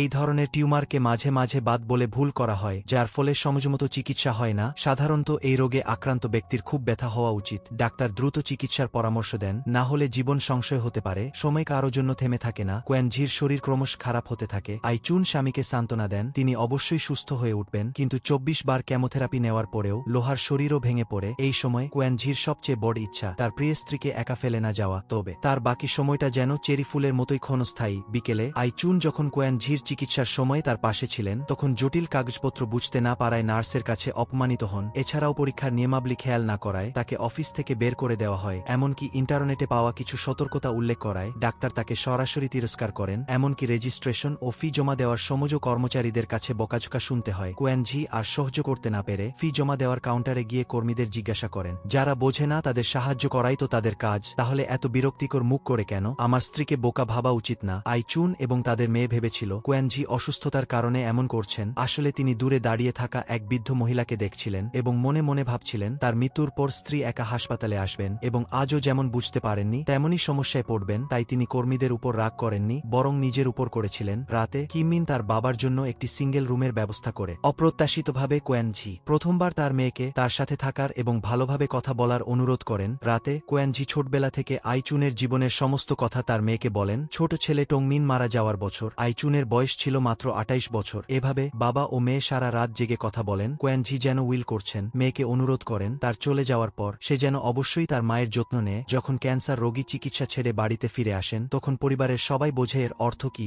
আইচুন একদিকে যখন তার পুত্রবধূর চোখের জল মুছিয়ে দিচ্ছিলেন, অন্যদিকে ইনমিন কান্নায় ভেঙে পড়েছিল। কোয়েনঝি দ্রুত তার কাছে গিয়ে তার পিঠে আলতো করে চাপড়াতে থাকেন। আসলে ঠাকুমা টংমিনের মৃত্যুবার্ষিকীর কারণে ইনমিনের পিঠে চাপড় দিচ্ছিলেন এবং বাড়িতে ইনমিনের জন্মদিন পালন করতে দিচ্ছিলেন না। কাকতালীয়ভাবে মাছ ধরে ফেরার পথে কোয়েনঝি বিষয়টি দেখতে পান। তিনি সঙ্গে সঙ্গে বাচ্চাটিকে একটি চীনা রেস্তোরাঁয় নিয়ে যান এবং ইনমিনকে তার ভবিষ্যতের জন্মদিন নিজেই বেছে নিতে বলেন। বাড়িতে রাইস কেক খাবে নাকি বাইরে গিয়ে সুইট অ্যান্ড শাওয়ার মাংস খাবে? সেই থেকে প্রতি জন্মদিনে কোয়েনঝি ইনমিনকে লুকিয়ে ভালো কিছু খাওয়াতে নিয়ে যেতেন। এভাবে ছেলে মনে করত বাবাই তাকে সবচেয়ে বেশি ভালোবাসে। আইচুনের শাশুড়ি একদিকে স্যুপ রান্না করছিলেন আর অন্যদিকে গোপনে চোখের জল ফেলছিলেন। কিছুদিন পর কোয়েনঝির জীবনের শেষ সময় ঘনিয়ে আসে। তিনি বলেন স্ত্রীর ইচ্ছা পূরণ করতে পারবেন না, যদি পরের জন্ম থাকে তবে তিনি অবশ্যই 10টি প্রতিশ্রুতি পূরণ করবেন। এছাড়াও কোয়েনঝি তার স্ত্রীকে অনুরোধ করেন তার শেষকৃত্যে যেন তিনি বেশি কান্নাকাটি না করেন, কারণ আইচুন কাঁদলে তাদের দুজনের হৃদয় ভেঙে যাবে, তাতে তার প্রস্থান ঢেউজের মতো মিলিয়ে যাবে। তিনি শেষ মুহূর্তে শুধু স্ত্রীর সুখী মুখ দেখতে চান। এটা ভেবে আইচুন আর নিজেকে সামলাতে না পেরে স্বামীর হাত শক্ত করে ধরে কাঁদতে থাকেন। আর কোয়েনঝি দুর্বলভাবে ঘুরে আলতো করে আইচুনকে সান্ত্বনা দেওয়ার সময় একটি ঘুমপাড়ানি গান গেয়ে ওঠেন। কোয়েনঝির শেষ যাত্রায় তিনি পরিবারের সকলের মুখে এমন শোকের ছায়া দেখেন যা তিনি আগে কখনো দেখেননি। সেদিন রাতে আইচুন আইসিইউ এর বাইরে দাঁড়িয়ে স্বামীর দিকে তাকিয়ে থাকেন। জন্ম ও মৃত্যুর সন্ধিক্ষণে কোয়েনঝিকে যেন তার যৌবনে ফিরে যান। তার জীবনে একটি মেয়ের আবির্ভাব ঘটে এবং তিনি সারা জীবন সেই মেয়েটিকে রক্ষা করার চেষ্টা করেন। কোয়েনঝি তার শেষ শক্তিটুকু দিয়ে আইচুনকে ইশারা করেন। আইচুন সঙ্গে সঙ্গে বুঝতে পারেন, মাস্ক খুলে ফেলেন। স্বামীর জীবনের শেষ মুহূর্তে তিনি তার সবচেয়ে মিষ্টি হাসি দেখান। তা দেখার পর তিনি প্রথমবার গভীর ঘুমে তলিয়ে যান। কোয়েনঝির মৃত্যুর পর তিনি তার মাকে অনুরোধ করেন যেন তিনি কিমমিনকে তার সেভিংস অ্যাকাউন্টটি দেন,